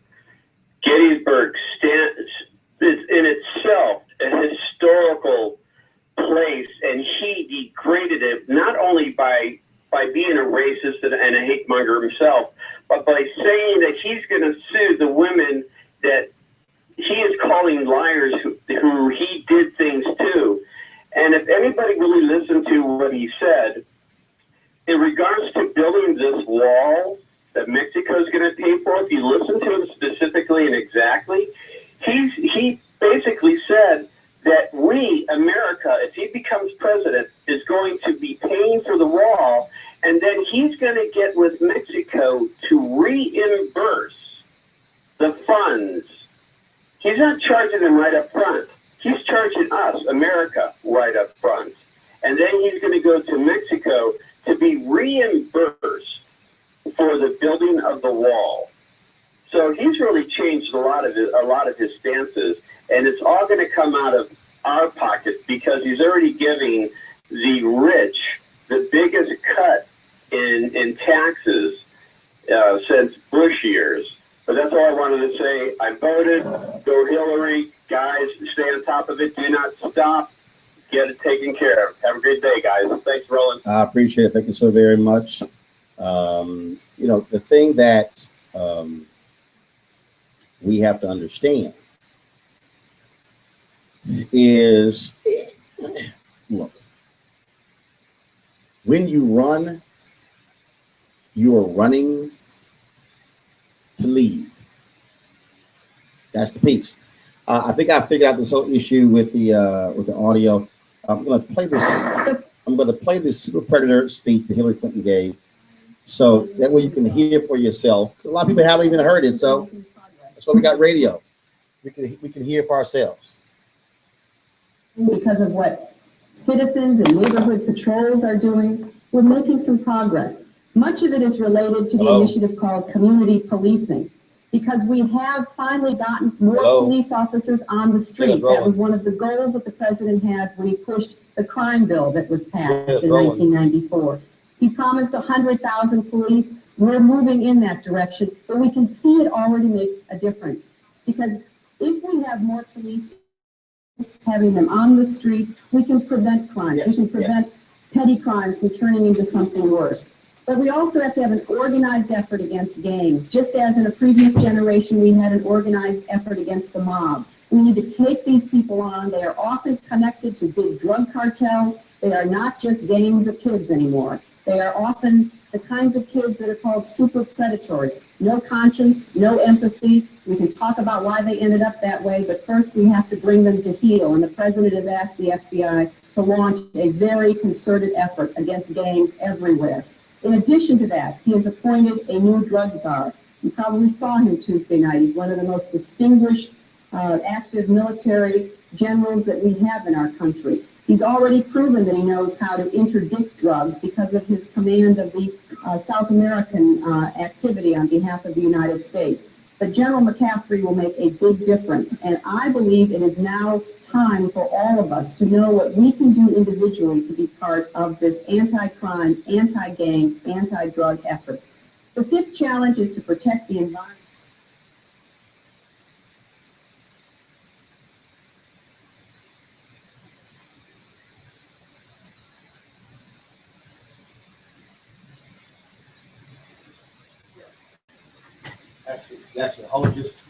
Just hold tight 1 second. Hold on 1 second. Just hold on 1 second. All right, sorry, folks. We had some issues there with the audio. I thought I had that problem fixed. So give me 1 second, because I'm going to try to actually play this again. So give me a second, so you can actually hear it. Because again, I'm tired of people talking about the speech. I actually think you need to hear the speech. So let me get the audio fix again. Because I thought we had recorded everything, but so all right, here we go. Let's see if this fully plays for everybody. No conscience, no empathy. We can talk about why they ended up that way, but first we have to bring them to heel. And the president has asked the FBI to launch a very concerted effort against gangs everywhere. In addition to that, he has appointed a new drug czar. You probably saw him Tuesday night. He's one of the most distinguished active military generals that we have in our country. He's already proven that he knows how to interdict drugs because of his command of the South American activity on behalf of the United States. But General McCaffrey will make a big difference. And I believe it is now time for all of us to know what we can do individually to be part of this anti-crime, anti-gangs, anti-drug effort. The fifth challenge is to protect the environment.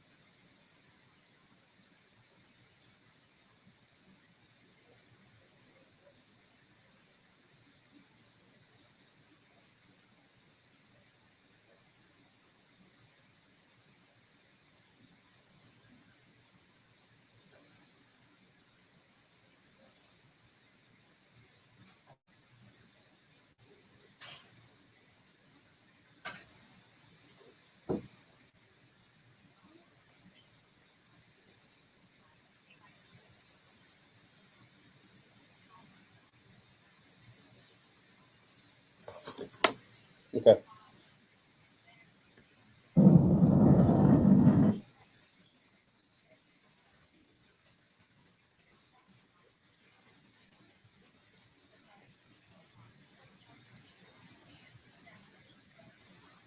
Foreign public affairs programming. Okay. The fourth challenge is to take back our streets from crime, gangs, and drugs.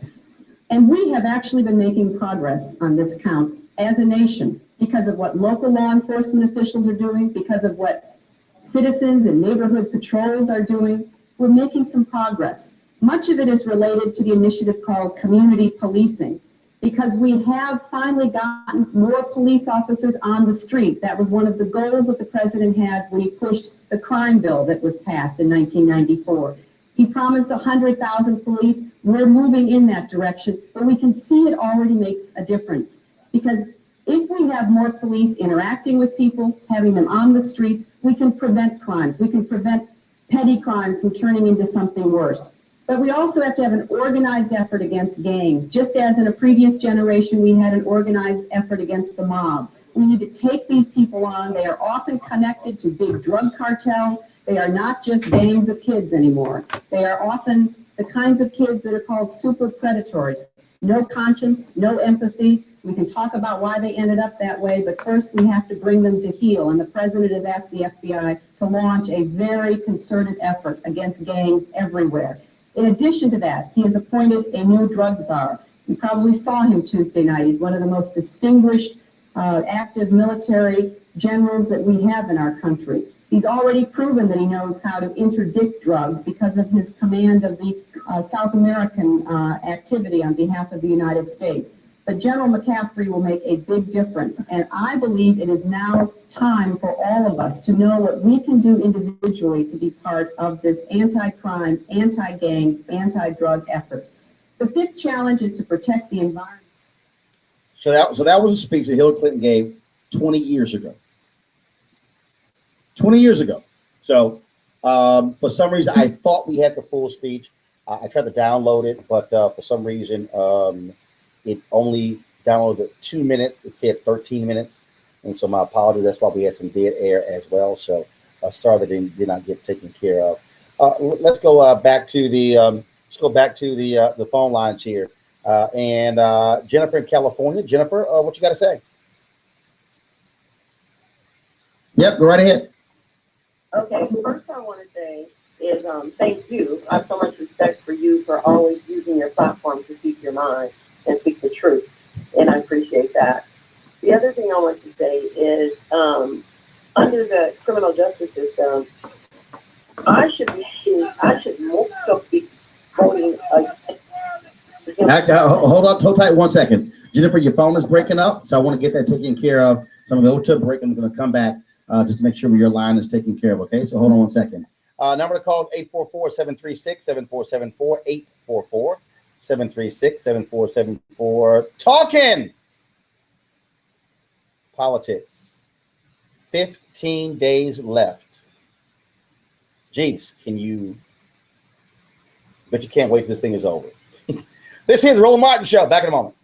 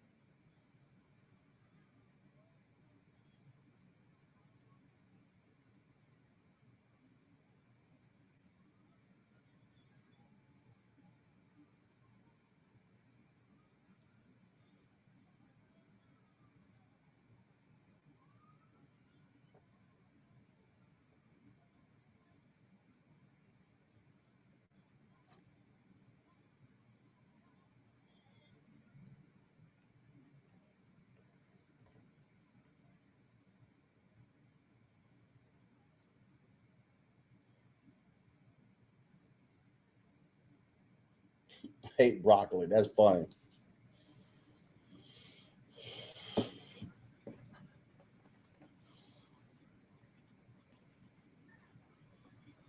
Oh.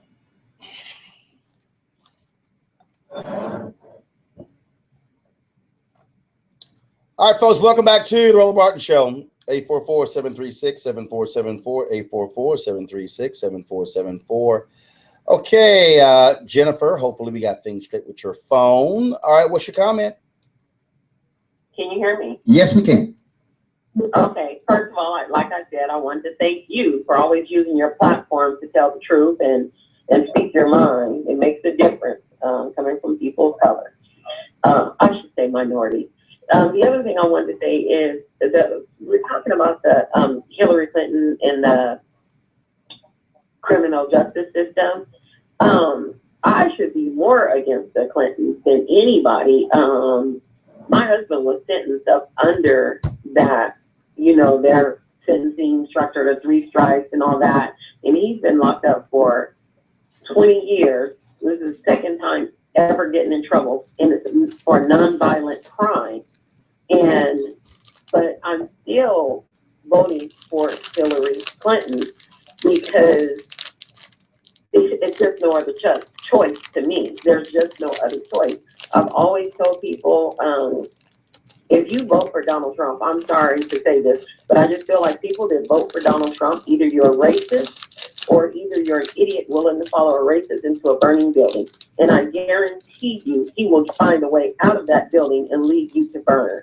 And it just doesn't make any sense to go back and forth. People talk about the emails, they talk about Benghazi, and they talk about things that really, when you compare to the things that come out of this man's mouth, it's just ridiculous. And, you know, I know folks always say common sense is not always common, but we have to be real and we have to put on our thinking caps and understand that this election is very, very important. I make sure every chance I get, I tell people to get out and vote. To get out. I even have a voicemail set up on my phone reminding them when the deadline is over. I mean, it's so serious. To me, this is more serious than it was when Obama was running. You know? Okay. It's crazy.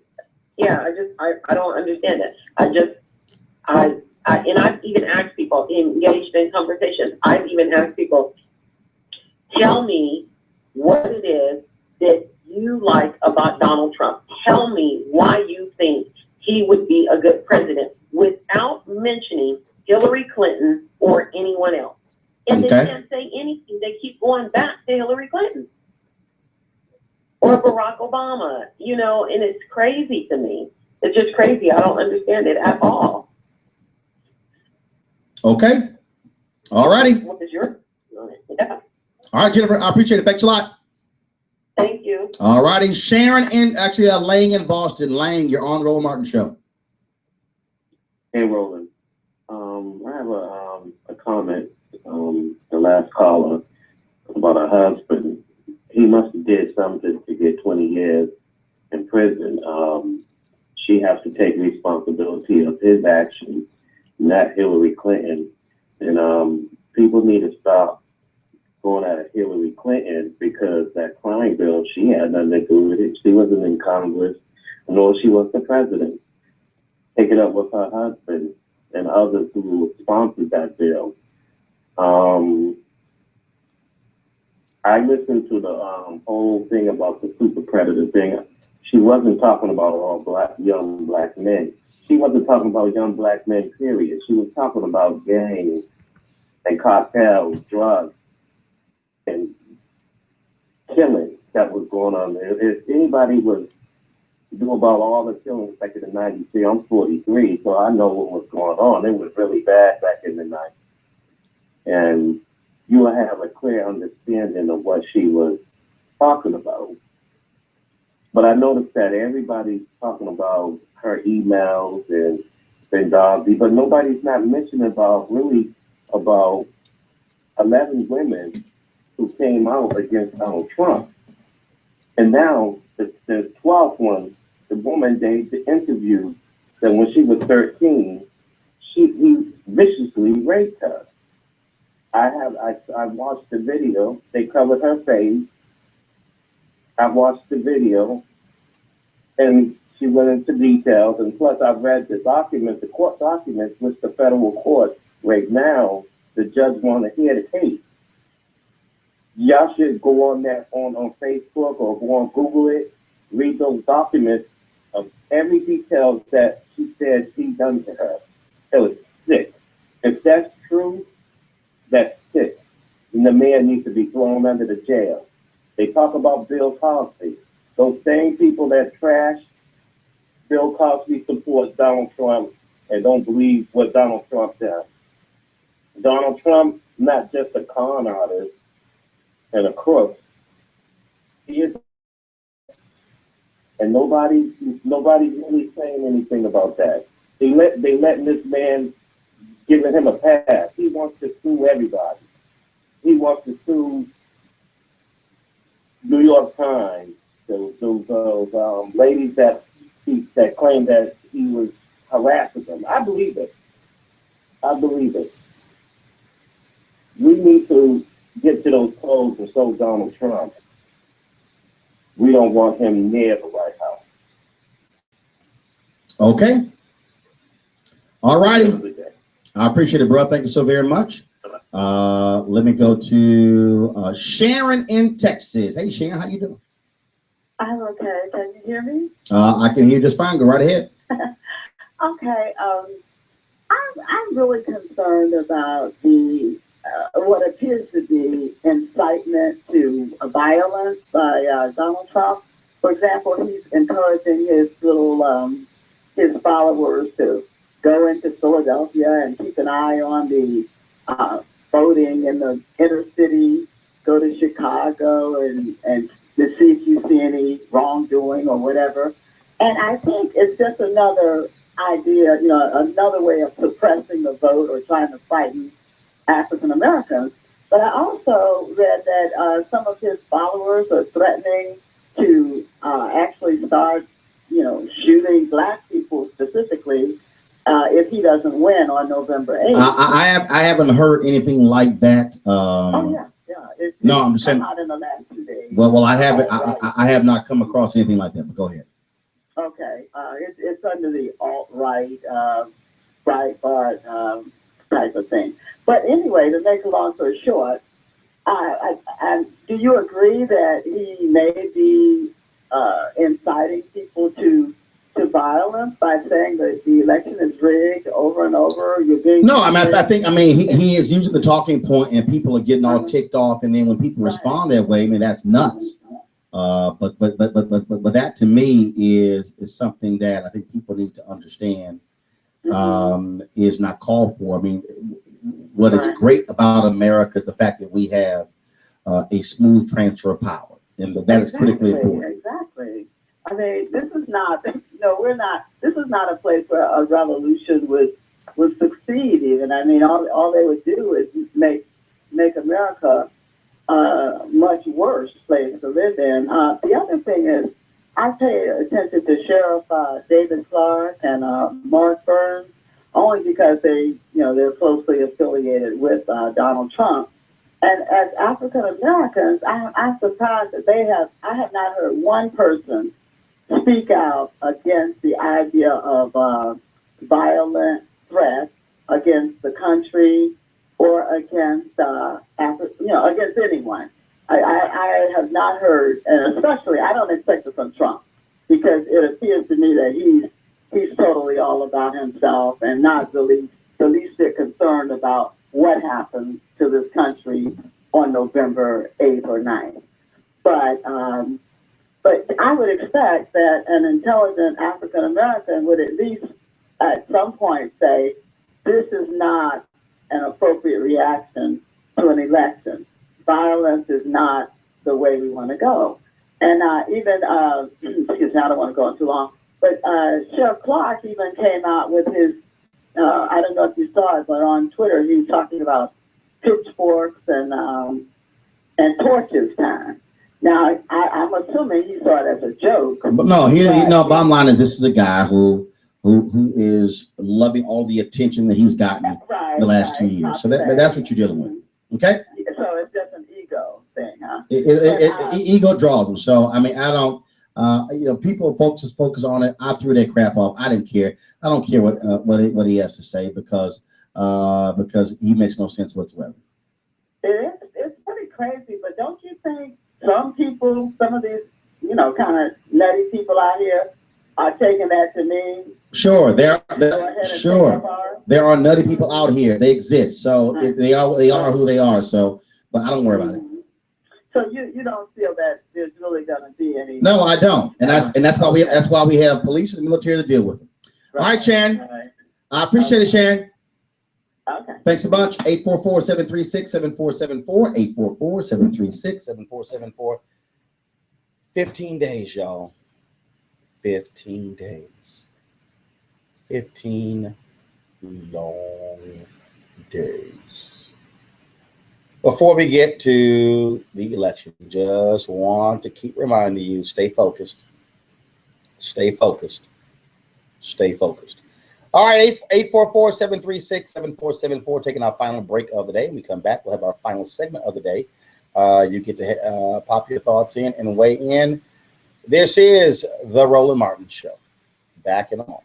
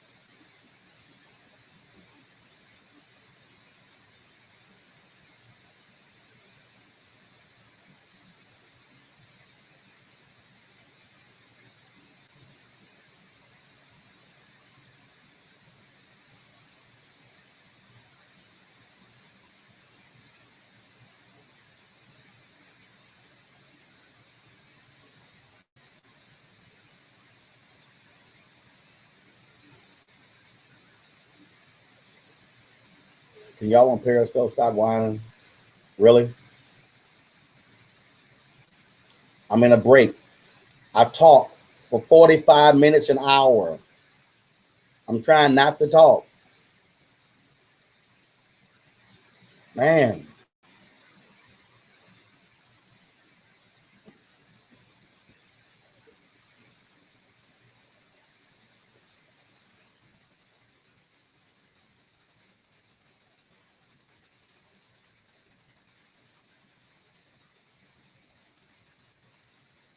Hey, man. It's like, Jesus.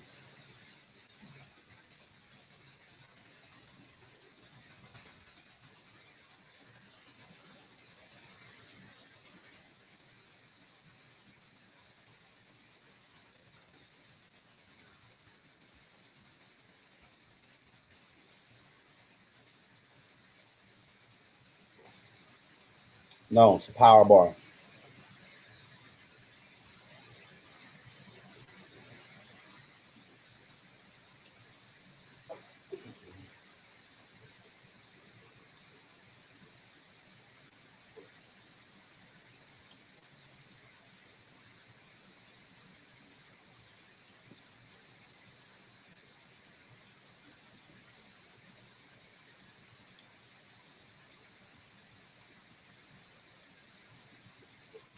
Nope. I'm watching the game. I'm reading some stories.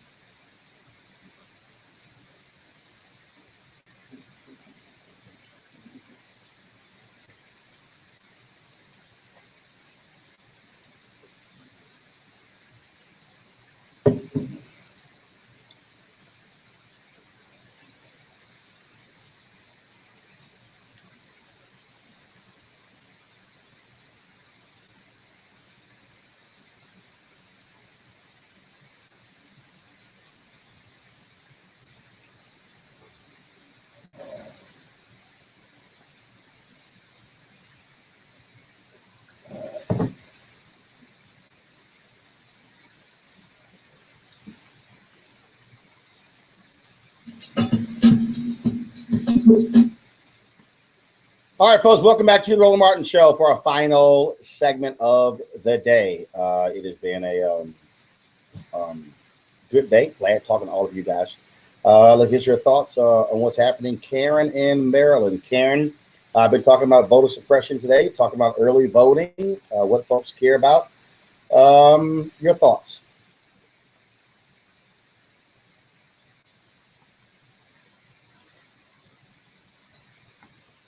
Especially through Facebook. I'm watching through Facebook. But I wanted to just make a comment. You know, it seems like listening to a lot of people, people want this ready-made candidate, you know, someone who aligns with everything that they're, you know, everything that they believe in right off the bat. You know, and there's no perfect candidate. Nobody is perfect. There's no perfect person. You know, whatever Hillary did, I think it's 20 years ago, to more than 20 years ago, you know, she's apologized for it. And, you know, listening to the speech and hearing her say the term super predator, I didn't get offended because I don't find myself, I don't align myself with being a super predator. That's like people using the N-word. When someone uses the N-word, I don't turn around, they're not talking to me. So, you know, people getting so upset with that term, you know, she didn't directly say it was geared at, you know, Black people or Black youth. And so why are you, you know, assigning that word to who you are and who's in the neighborhood? I mean, it's kind of silly to me that we would gang up on her, you know, for something that was done 20-something years ago. Even if she did say it, even if she said it with malice at that time, people do change their minds. People do grow. People do, you know, become, you know, change their opinion. And as long as I mean, I don't get it that she's a prostitute for the vote, that she's saying every and anything like Donald Trump to get the vote. You know, wherever the wind blows, she's going in that direction. I don't necessarily find that from her. I mean, she's got a voting record that we can call her on. Donald Trump doesn't have a voting record, so we had to sift through his seediness to find out what was going on with him. But, you know, she's been in the public eye for more than 30 years, so everything she does and has done is on Front Street. So I think we just need to remind ourselves, nobody's perfect. Stop demanding perfection from people and just think about where you were 30 years ago or 20 years ago. Were you this perfect person that you obviously are now? I mean, you know, it's kind of ridiculous that we expect perfection from, you know, our politicians. They're politicians. You know, we expect, you know, everyone else to be perfect, but do we look at ourselves and what we're doing that's contributing to the things that's wrong with this country and our own neighborhoods? You know, we got to start somewhere. And if you can point the finger at what someone else is doing is wrong, you can also look at yourself and see what you're doing wrong.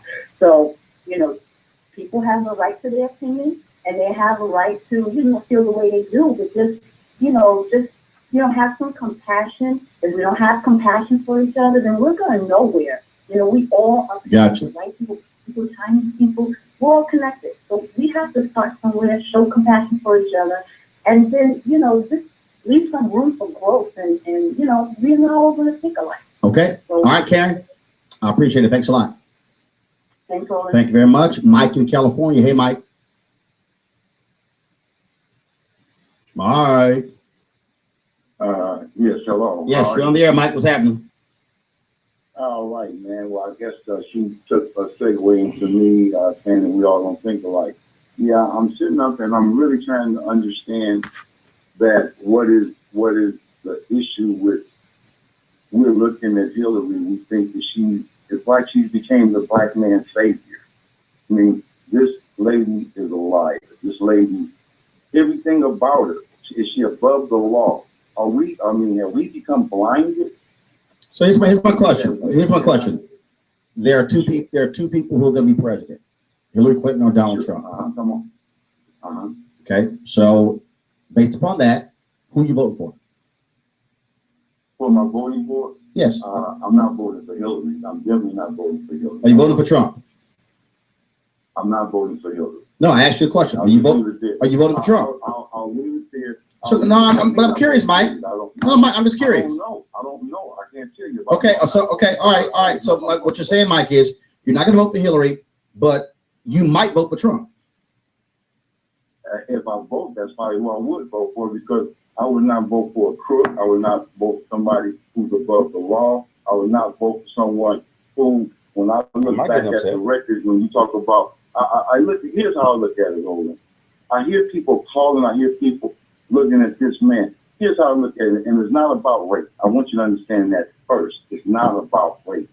But what I look at a 69-year-old white woman, and I look at a 70-year-old white man, and you telling me we're so bamboozled to where we can look at both of them and think that one is less racist than the other, one has less experience in racism than the other one. I'm watching a pot called the kettle black. When I look at her husband back when his wife was running against Obama, make a statement to Ted Kennedy, who was on Obama's side, to ask him, how could you be supporting him? Remember back in the day, that man would be shining our shoes. This is public statement. This is fact. This ain't nothing hearsay. But we forget about things like that. And this is one that's standing on Actually, Mike, you're wrong. No, Mike, actually, you're wrong. Mike. Oh, what's wrong? No, Mike. First of all, Mike, I've heard a lot of people who did not forget 2008. But what I'm trying to tell you is people are looking at two people. Hillary Clinton, looking at Donald Trump. Have you forgot about Haiti? Have you forgot about Haiti? Okay, let me say, Mike, let me say it again. Mike, let me say it again. There are two people. There are people looking at two people. They're looking at Hillary Clinton. They're looking at Donald Trump. And they're saying this guy, Donald Trump, takes positions that are absolutely against. The first one that was bold enough to stand up on a platform and tell black people that you got a bad deal. The first person. Mike, that's not true. Mike, it's not true. Is that a fact? It's not true, Mike. Mike, he was not the first person who stood up and said, but Mike, let me ask you a question, Mike. Let me ask you a question. Mike, let me ask you a question. Let me ask you a question. I was at the Republican National Convention and I asked 40 black Republicans, 40, what is Donald Trump's plan for black people? I'm still waiting. I need you to, no, Mike, I need you, Mike,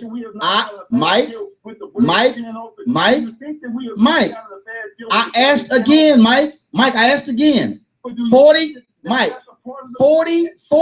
Republicans, 40 black Republicans. I said, where's your black plan? Okay, how about this, Mike? Okay, Mike, I'm gonna give you one. I'm gonna give you one. Where's Donald Trump's HBCU plan? What is that? Where is Donald Trump's HBCU plan? Okay, what is that? I'm not familiar with that. You stop, Mike, hold up. Mike, are you black? Mike, you black? Mike, wait a minute. Mike, no, black people, listen to me, know what an HBCU is. So what is it? Tell me what it is, because I don't listen to you. Mike, HBCU is a historically black college and university. You never heard of that? No, I haven't heard that. No, I haven't heard. Well, guess what? You just like Donald Trump because you ain't never heard of an HBCU.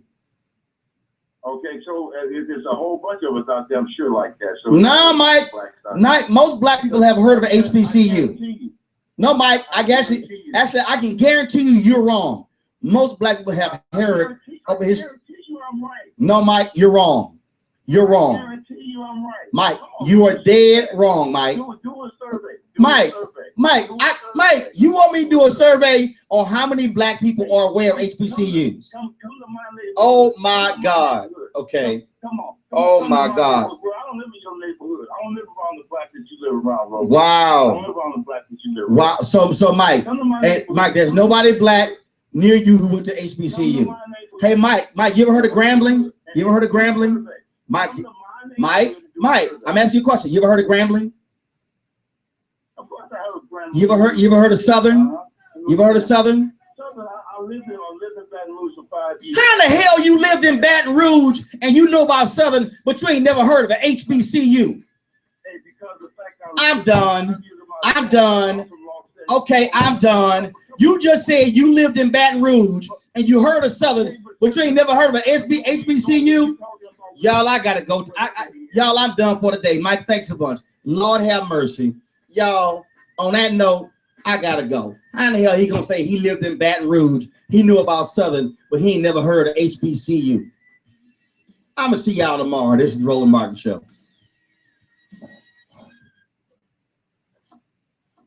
Whatever. Anyway, YouTube, I'm gonna holler at y'all later. The boy never heard of HBCU.